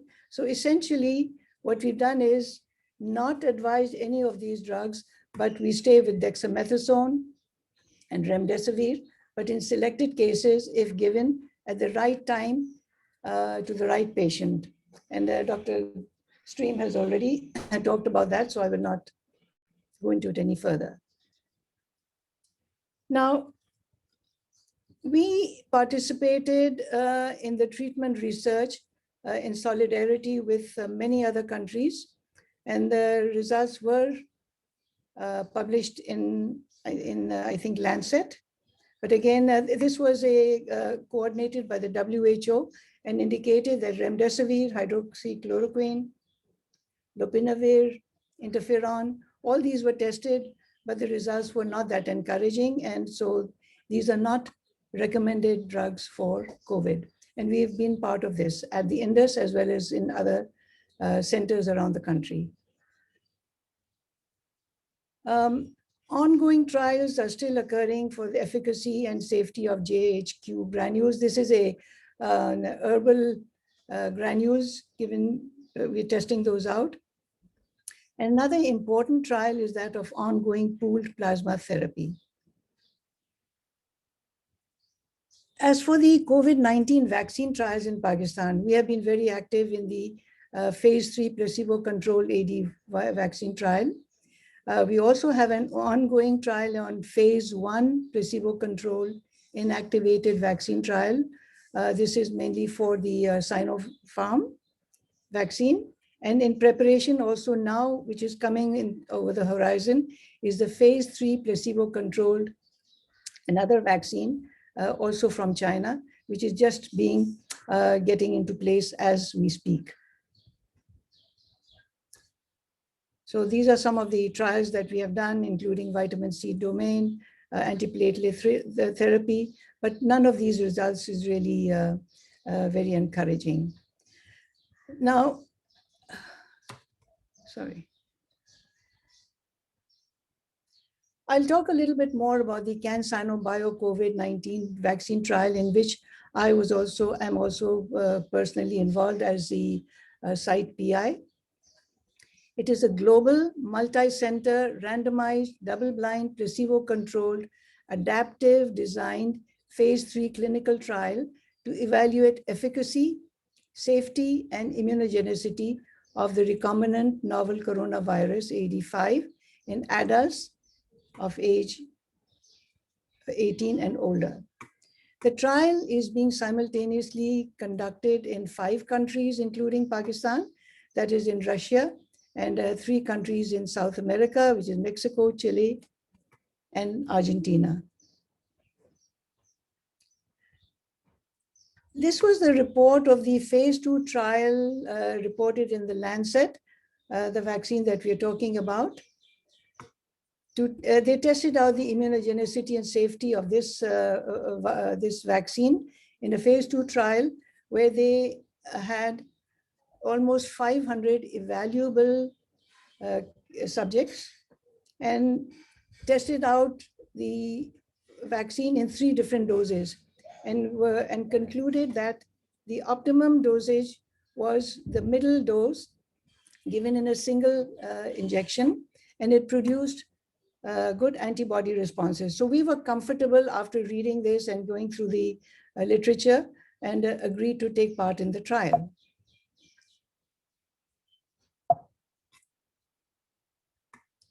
How did we start that? Okay, this is the Indus Hospital, which started in 2007 as a tertiary care hospital. It gives indiscriminate care, free of cost, premium health care. We have a very active Indus Hospital Research Center, and a lot of people are into it. There's a strict institutional review board, the IRB, which is with the Human Services Office of Human Research Protection in US. And the review board that has been constituted is per the US requirements. We are very strict about going through the training also for the good clinical practices. So all of us are certified. It is chaired by a PhD epidemiologist, and we have a very competent group of co-investigator and immunologist. We have a qualified pharmacists, lab workers, etc. Now the vaccine trial, as I said, is in 5 different countries. In Pakistan, the country PI is at the NIH in Islamabad. There are there's a global CRO and a Pakistan CRO. The analysis, the randomization and data analysis is done by a third party in Montreal, Canada. The sponsor, of course, is the Cansino Bio, which is the in China. And the participants are AKUH in Karachi, Indus Hospital in Karachi, Shifa in Islamabad, UHS, and Shaukat Khanam in Lahore. So with the 5 centers, we have worked together. The objectives of this trial is to evaluate the efficacy of the adeno5 virus, the vaccine, in preventing virologically confirmed, that is PCR positive COVID disease occurring 28 days to 12 months after the vaccination, regardless of the severity. And then there are secondary objectives as well, in which you want to evaluate the efficacy in preventing disease occurring within 14 days to 12 to a year. And along with that, it is also meant to evaluate the efficacy of preventing severe disease in different age groups. So this analysis will follow. There are several different cohorts in this. The total enrollment at the start was expected to be 40,000. And In the efficacy and extended safety, 3,000. Efficacy and safety, only 37,000. And as this algorithm comes down to efficacy, extended safety, and immunogenicity, as well as extended immunogenicity. And the numbers, of course, are reduced because fewer participants are expected to participate in this. Interestingly, the designing of the viral vector, most of you are familiar with the structure of the virus with its spikes. The spike consists of two areas, the S1 and the S2. And right at the tip is the receptor binding domain, which binds to the ACE2 receptor when it is introduced into the human body.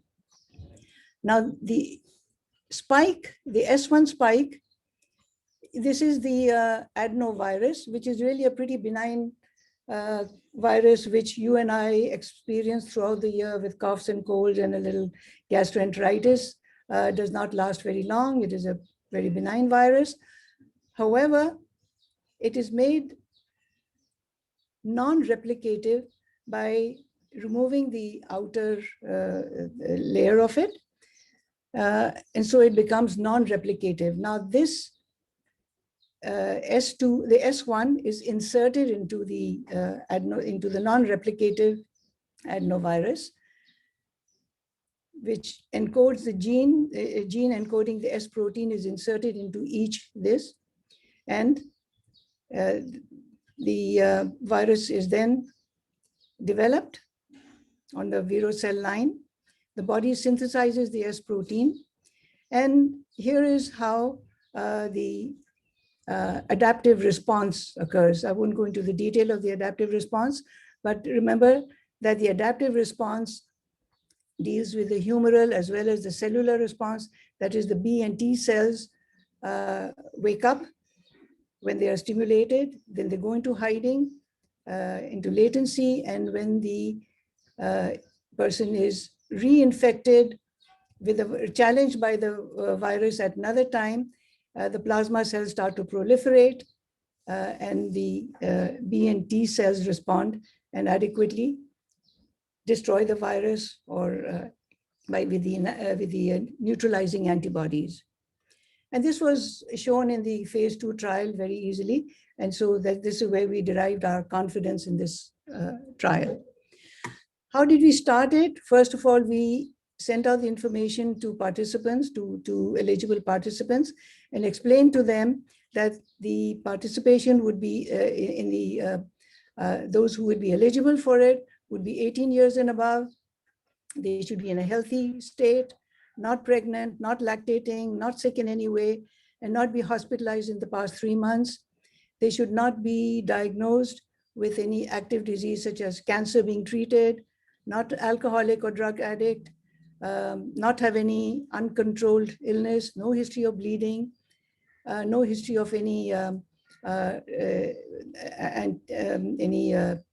anticoagulants. They do not have an active psychiatric condition. The past history, they should not have taken any vaccine in the past 2 weeks, such as the flu vaccine, which might interfere with the baseline tests. They should not have had a blood transfusion or given immunoglobulins in the past 3 months. No oral steroids for more than 2 weeks in the past 6 months. They do not have a history of allergic responses or vaccines or to vaccines.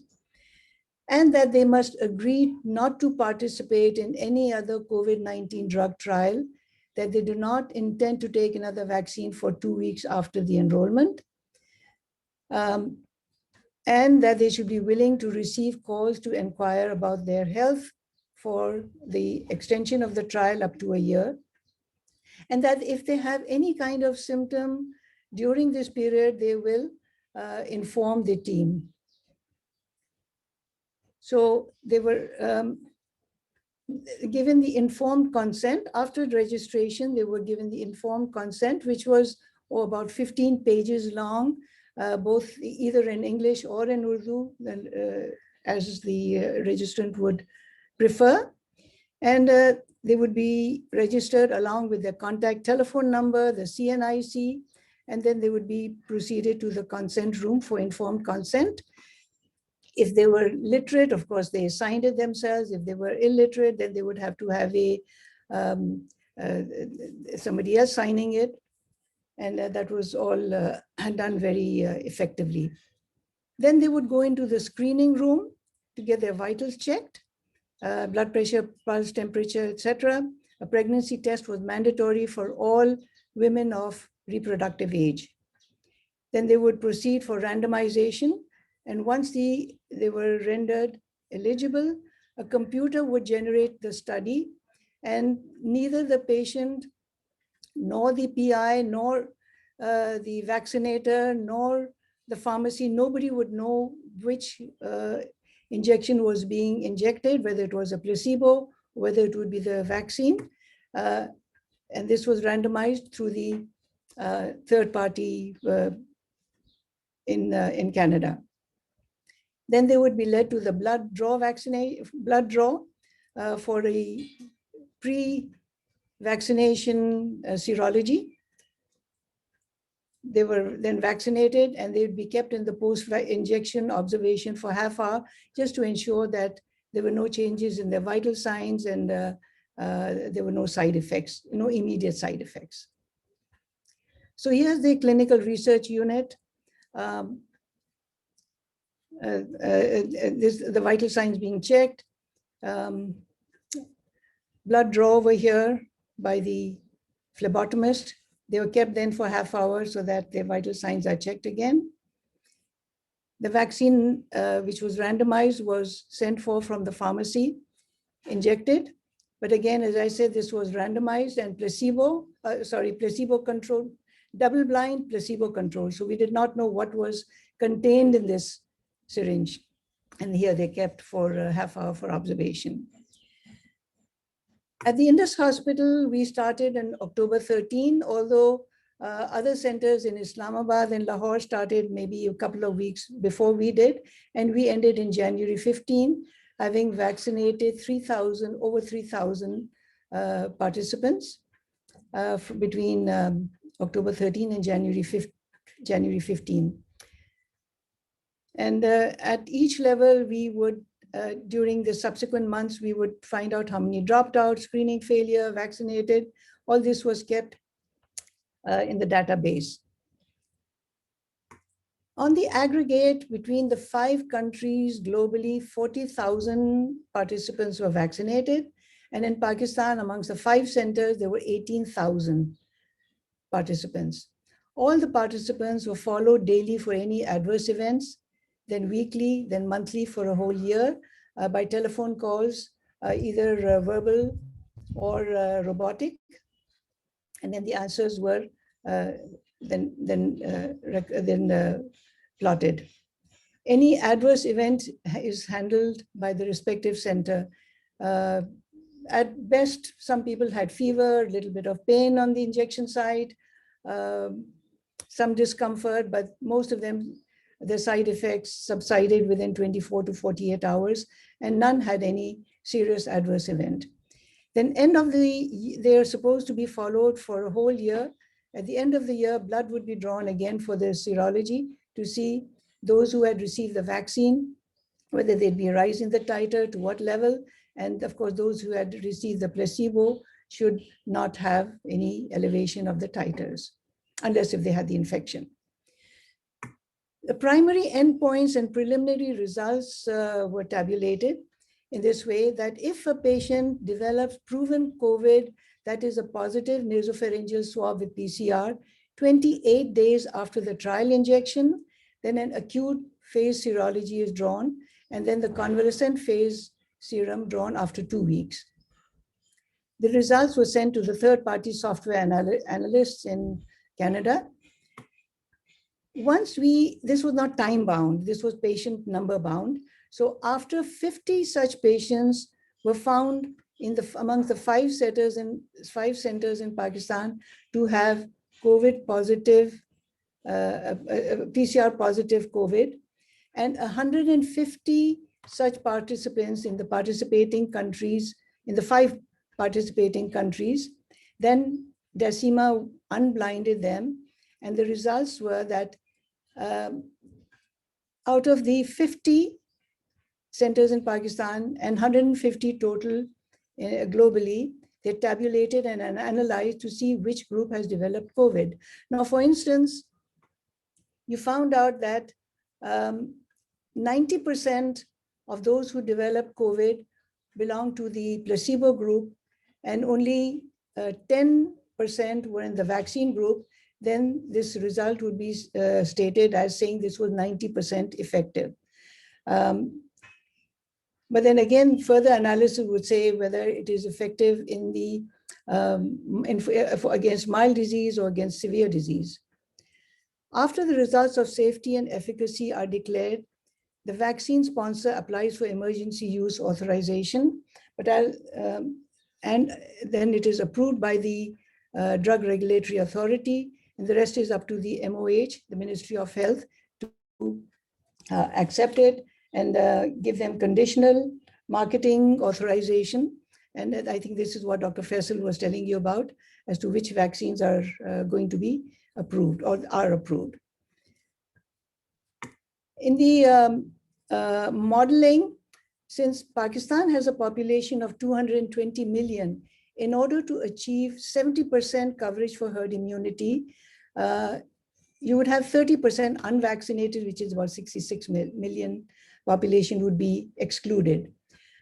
And if you look at the population that is under 18 years of age who will not receive the vaccine as of now, 57% of the population would need vaccine coverage, which is equals about 125 million people who should be vaccinated in order to achieve 70% coverage for herd immunity.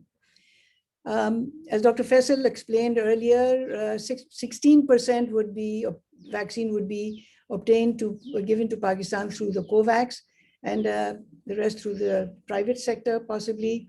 And we would have Sinopharm, Cansino, AstraZeneca through COVAX. These are just some of the known vaccines. There were over 200 platforms which have been under study. However, these are some of the vaccines that are available in Western countries in the US and Europe, mainly the Oxford University AstraZeneca, Mrna, Pfizer, Sputnik V for vaccine actually, and Johnson & Johnson has just been declared acceptable. Now in Pakistan, here are the some of the vaccines. Of course, Pfizer and Mrna, because of the temperature constraints, it is not possible for us to get the these two mRNA-derived vaccines.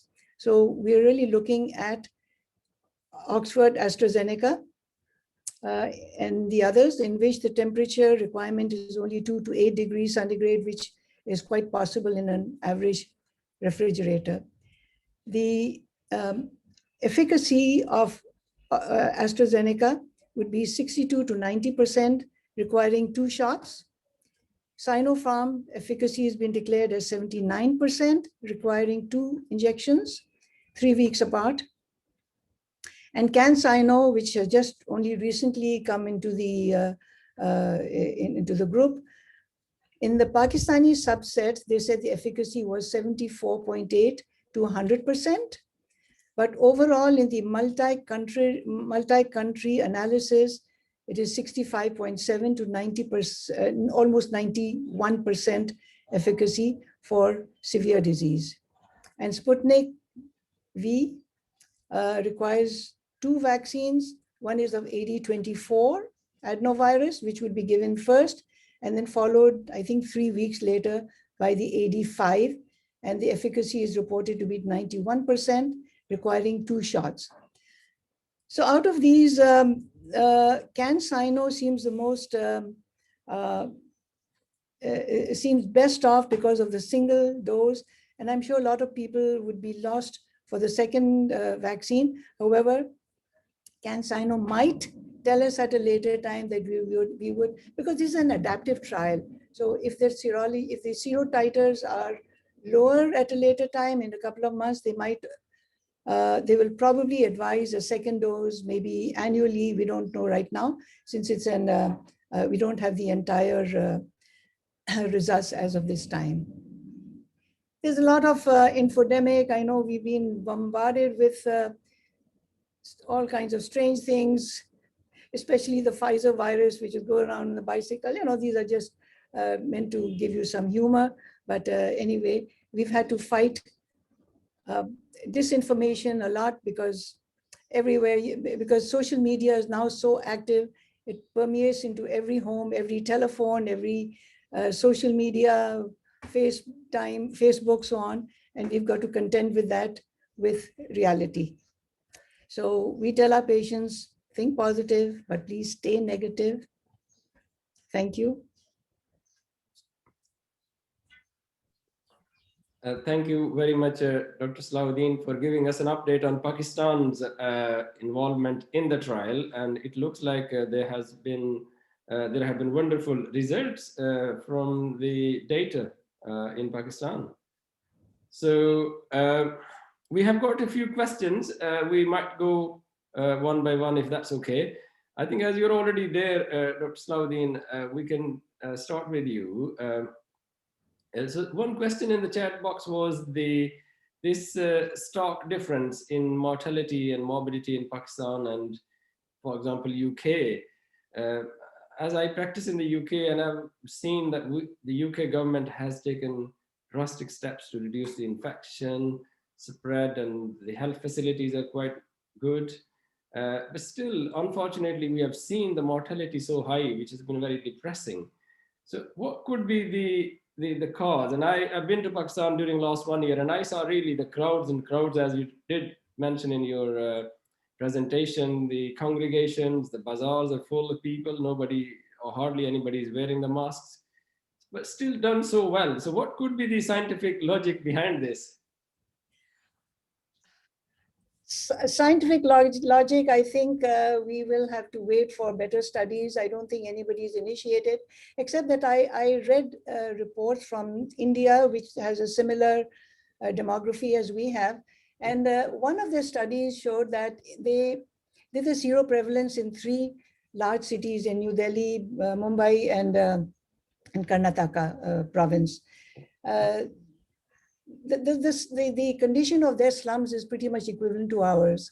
And they did a few thousand sero sampling in each of these slums in each of these cities, and found that in a range from I think about 50 to 57% of the people already had were seropositive. Now, the theory behind that might be either they've got some herd immunity because they live so close together, so they've been passing the infection back and forth and developed herd immunity. Secondly, is it possible that the SARS virus, not the novel COVID-2, but the other COVID viruses, which can also be pretty benign, you know, they can also be causing just coughs and colds and self-limiting infections.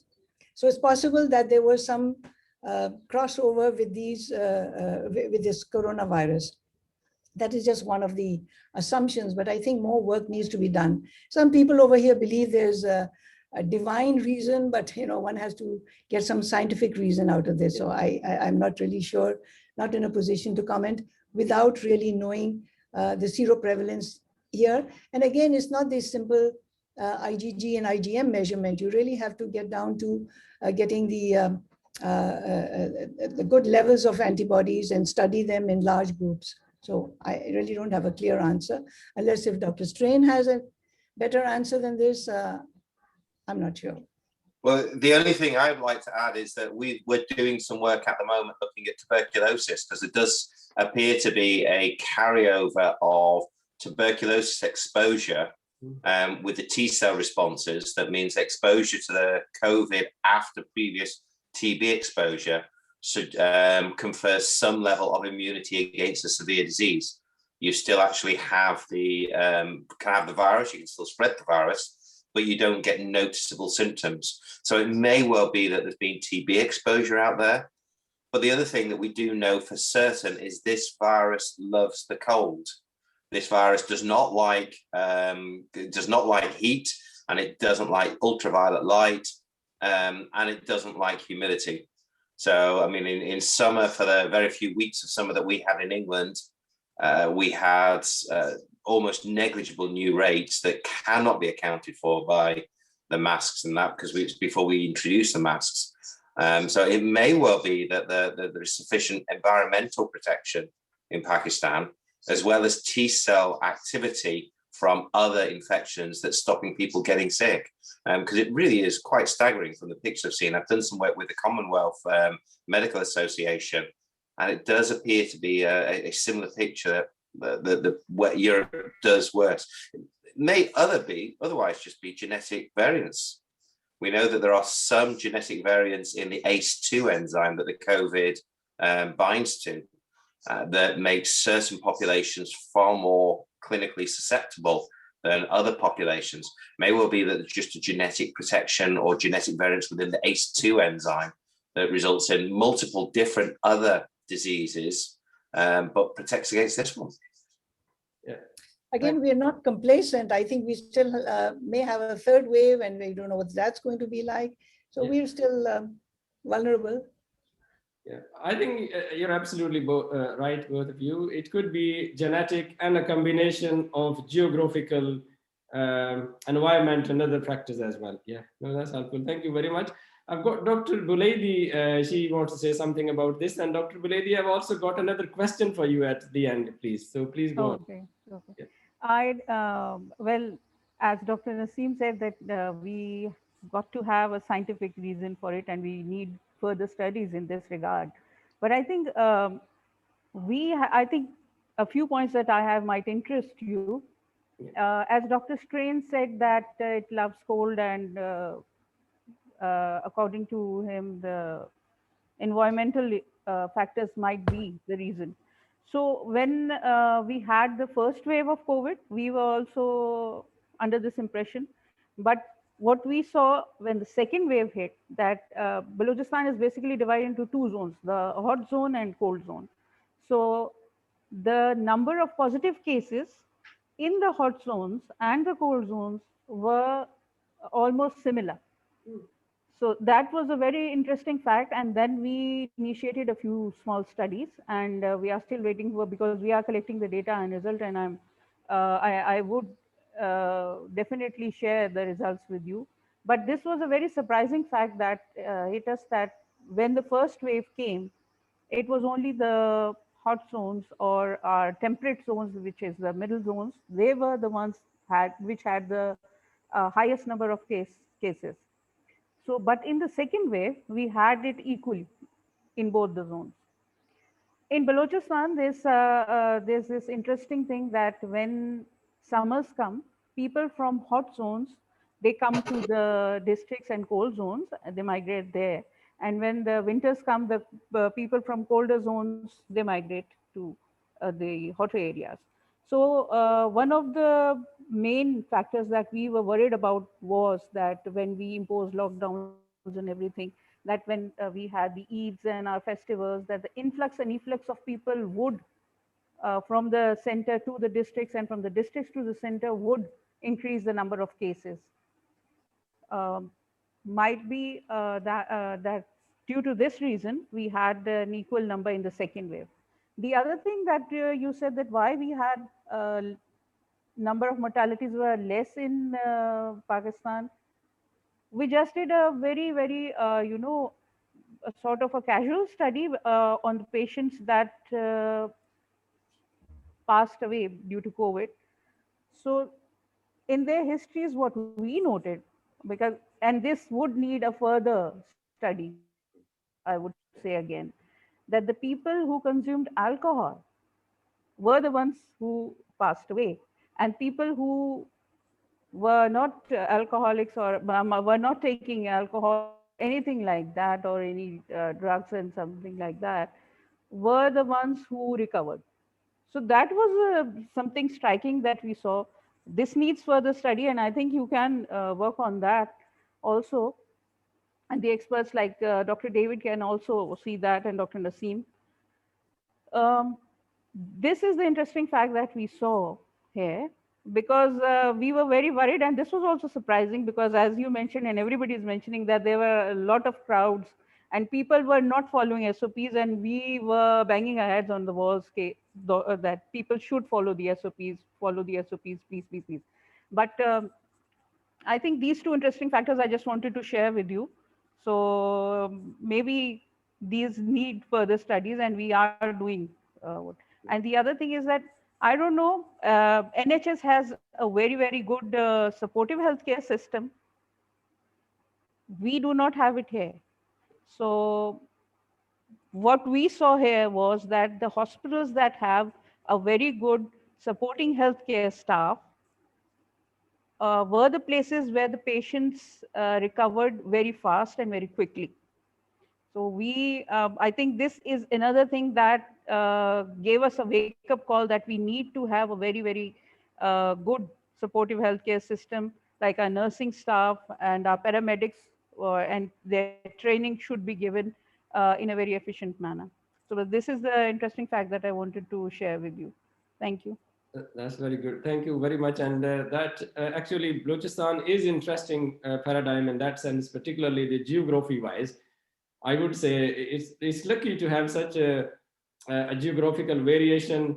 That there's David might know or may not know that Balochistan has got some areas where there are snowfalls in winter, and some areas really hot. And this is something that we really will miss in the UK. It's terribly cold. If it's cold, everywhere is cold. So there's no such place where it's 30 degree or 40 degree. And when it's warm, is everywhere warm normally in the UK. So that could be one of the things anyway. But thank you for this update, Dr. Buledi, is really helpful. I've got one specific question that I wanted to ask Dr. Faisal Sultan. I'm not sure if he's still around, because someone asked this in the chat box, that in Pakistan's health system, the role of private sector is very important, as you can understand that the government sector is not as strong and cannot cater the need for all the population. So we must appreciate the role of private sector in the management of the conditions and the vaccination as well. So one of the concerns, they say, people want to have the availability of the vaccine in private sector as well as public sector.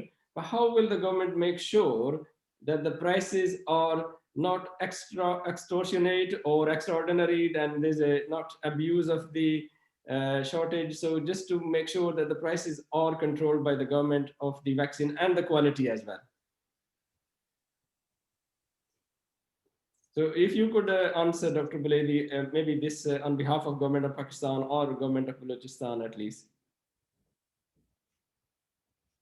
But as I said earlier, that government of Balochistan has not allowed the private sector yet to give vaccinations, because this is the reason, because we do not want anything parallel to come up, and it would, and since we do not have a very strong healthcare system in the private sector, so we are not going for anything that would create a controversy for us.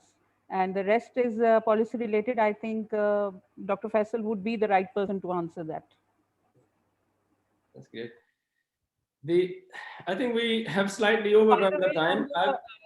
Yeah. Sorry to interrupt, but on the government level, that the vaccinations that we are giving are totally free of cost.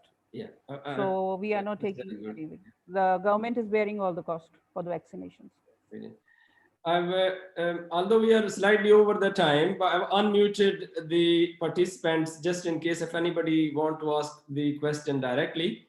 I've got some lists, but I think we have run over 2 hours. It was very interesting facts. So I think people have really enjoyed the talk from all of you presenters. It was really interesting. So if anybody from the participants wants to ask a question, please, you can unmute yourself now and can introduce yourself and ask the question directly. I think Dr.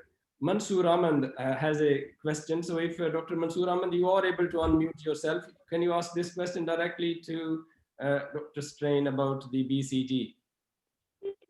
Right. First of all, thank you for organizing this very, very, informative and very interesting seminar. I'm a psychiatrist. I'm based in West Yorkshire, just across where you practice. And it's not an area of my expertise, but I have certainly enjoyed it. I would like to thank not only you, but the participants from all across Pakistan and UK. I have been posting questions about the mortality. I think good response. My main question is, people in India and Pakistan have had BCG. Have there been any studies comparing the populations, those who had BCG and those who haven't? And this is what I wanted to ask Dr. Strain. Thank you. So within the UK, there is very clear data that's come from the CTRD data set, looking at BCG does appear to be protective to some degree. However, of course, with that retrospective element, there are lots of different caveats. And of course, the majority of our deaths have been in people over the age of 80, well, mostly over the age of 65. So it is very difficult to be certain. At the moment, there is the BRACES study underway that we in Exeter are actually hosting, that we are giving, we initiated it a long time before any of the vaccination program started, and we're giving the BCG vaccine as a prophylaxis for COVID severe disease. The early phase of our studies have been tremendously beneficial. It didn't stop having the disease, hasn't stopped the spread, but it stopped hospitalizations and mortality quite significantly. This is something that is seen to be an advantage elsewhere. So we do hope that, particularly as there are going to be delays getting the vaccine to where it needs to be around the world, the BCG may be an alternative to stop the unnecessary deaths. Right. Thank you very much indeed. It's helpful. Sorry? I think thank you very much. It's helpful. Thank you. And your presentation was excellent, ace presentation. Thank you. Before I finish, can I also thank Professor Sajid Makbul, whom I've come across after many, many years. He was a teacher in pediatrics a long time back. And it was nice to see and connect with lots of people across Pakistan, and of course, David, with you as well, whom I've not, I haven't known you in the past, but I enjoyed your presentation. And Dr. Naseem and Dr. Buledi, and people were there from KP, Khyber Pakhtunkhwa, from Charsada and other places. Excellent. Thank you very much indeed, all. Thank you for participation. Thank you very much, dear. Thank you very much. Dr. Ashraf, do you want to ask any question? No, I listen all the discussion very well, and I'm thankful to Naseem Salahuddin and David Strain, and as well as Dr. Ansar. Thank you very much to give us a useful information about the BCG and other things. And inshallah, we are frontline workers. We will our best to deliver good for the people. I belong from remote area of district Wadeen, because here is the urban ocean is very near from us. So we are living in a very remote area, and there are a lot of problems here people face, but inshallah we reach there and deliver our good. Thank you very much. MashaAllah, very good, Could I say something? This is Dr. Sajid. Of course, Dr. Sajid, please introduce yourself briefly, and yeah. Well, I'm a pediatrician basically, and David might be interested in hearing this, and that is that in situations like ours, where we take the vaccine that is available, I heard somebody say you can take the Chinese vaccine first. The government is giving us the Sinopharm, which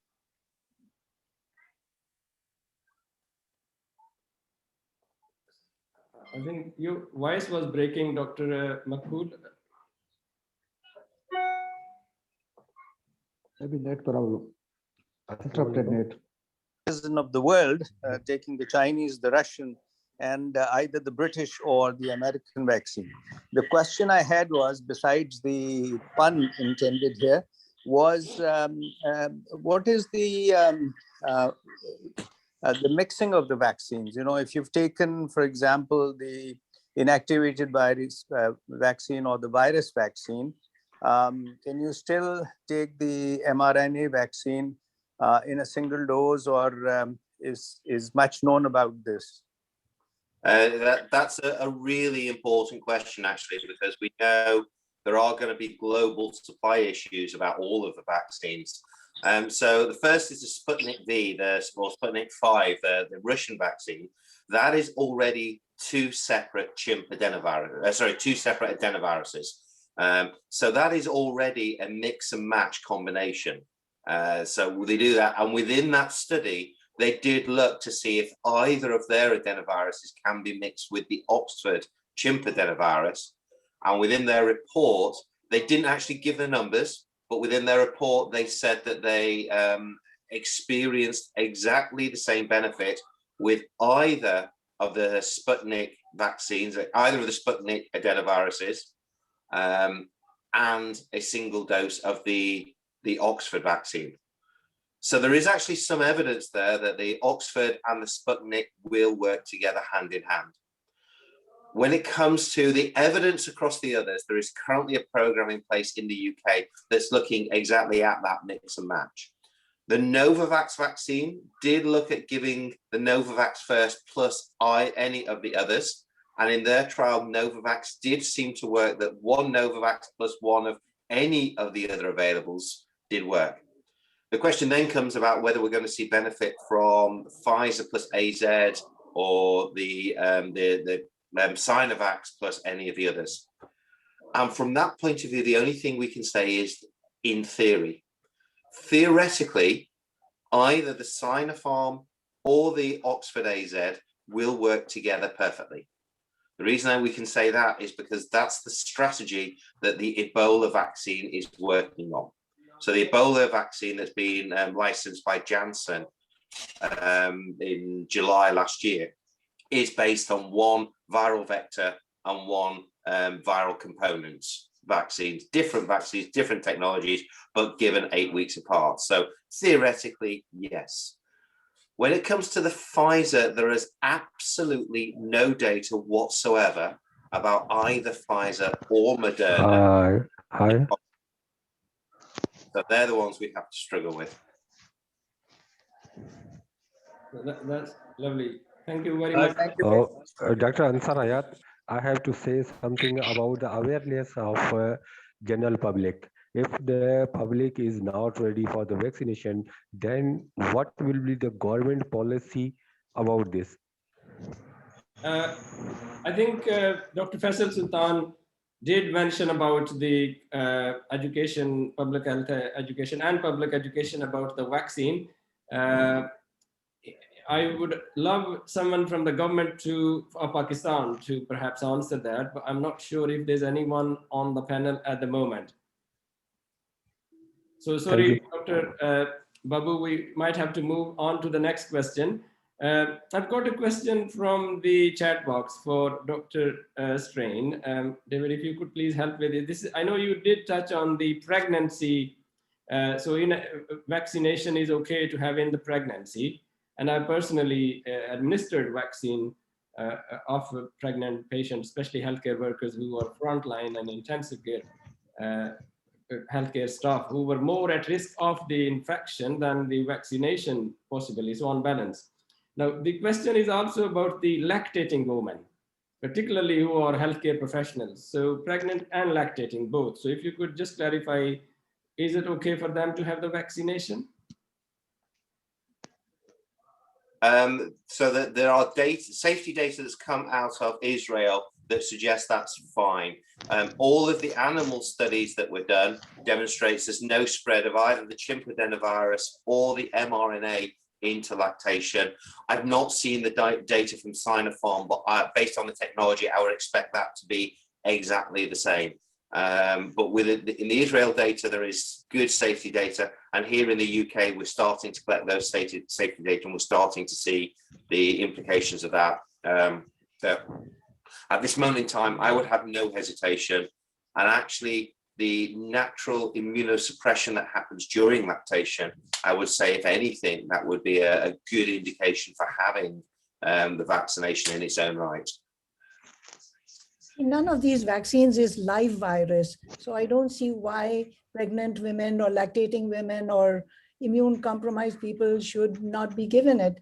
These are the higher risk people, more vulnerable to the disease. And my personal feeling, although not backed by scientific evidence, but I think they should be given as they need it. And it doesn't seem to be harmful because it's not a live virus. I think that perfectly makes sense, Dr. Salahuddin. I had a patient who was a consultant, and our local hospital even refused to vaccinate her. And when she came to our primary care center, and I was quite happy, I said, you are more at risk of having the infection due to your direct exposure. So if you want to have it, why not? I'm happy to administer. It's no problem. Yeah.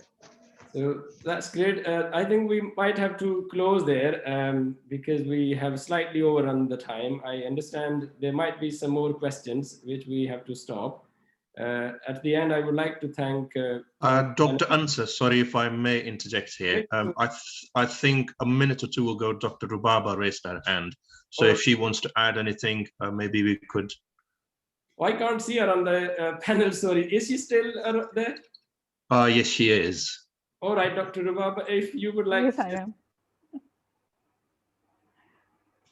No, I just wanted to add about somebody asked, I think it was a gentleman who asked about how we are going to change the mindsets of people who do not want to get vaccinated. Yes. So I just wanted to say that we are working on the community behavioral change in regards to COVID vaccination. And we have clear guidelines from the NCOC and the NIH as to how we are going to go about it. So I think for all the provinces and at the federal level, we are going on a similar pattern as to change the mindsets of people by media campaigning and how we are going to do it. We have started that, and people are, I think now, they are not considering, after the second wave, they are not considering it as a stigma, and they are open to getting vaccinated now. But right now, the policy is that we are not vaccinating the general public. We are doing it phase-wise, like we have started with the frontline healthcare workers, and now from 1st March, we would be going on to people over 60 to 65 years of age, and then we would be going for the general public. That is, I think, in the 3rd week of March. And by then, I hopefully, we would be able to change the mindsets of people through the media campaigning that we are doing. And people would be, after seeing the, that the people who have gotten themselves vaccinated and they are volunteering. So we have gotten people who have registered themselves that when we start for the masses, they would like to get the vaccines first. So I think we would cover that, inshallah. Because I think on national, as a nation, if we do not show responsibility, all the efforts that we have done throughout this previous difficult year would be undermined. So I think people are also showing some civic sense and their response. I think, inshallah, we would cover that. I think that's very helpful, Dr. Buledi. I'm certainly, I'm so impressed really by your government of Balochistan. I think we need to have another session, particularly maybe on Balochistan's response, and would love to go back, and definitely we will get in touch. So thank you. Shahryar, is there anything else, or shall we thank the participants? I think that's it for now. Yes, so over to you, Dr. Ansar, please. So again, thank you very much, everybody from the UK, Dr. Stein, Dr. Salahuddin, and Dr. Buledi, Dr. Faisal Sultan, Vice Chancellors of our universities in Pakistan, DG Health, KP Government, Secretary Health Punjab, Secretary Health Government of Sindh, for the cooperation, and Government of Balochistan for for allowing people to attend and participate and share the information with us. So thank you very much, everybody, and have a nice day. Thank you. Thank you. Thank you. Have a nice day. Stay safe. Thank you. Dr. Buledi, I'll speak to you later on. Yes, thank you. Thank you Thank you very much. Thank Have you. a nice conference. Thank you, everyone. Very nice conference. Thank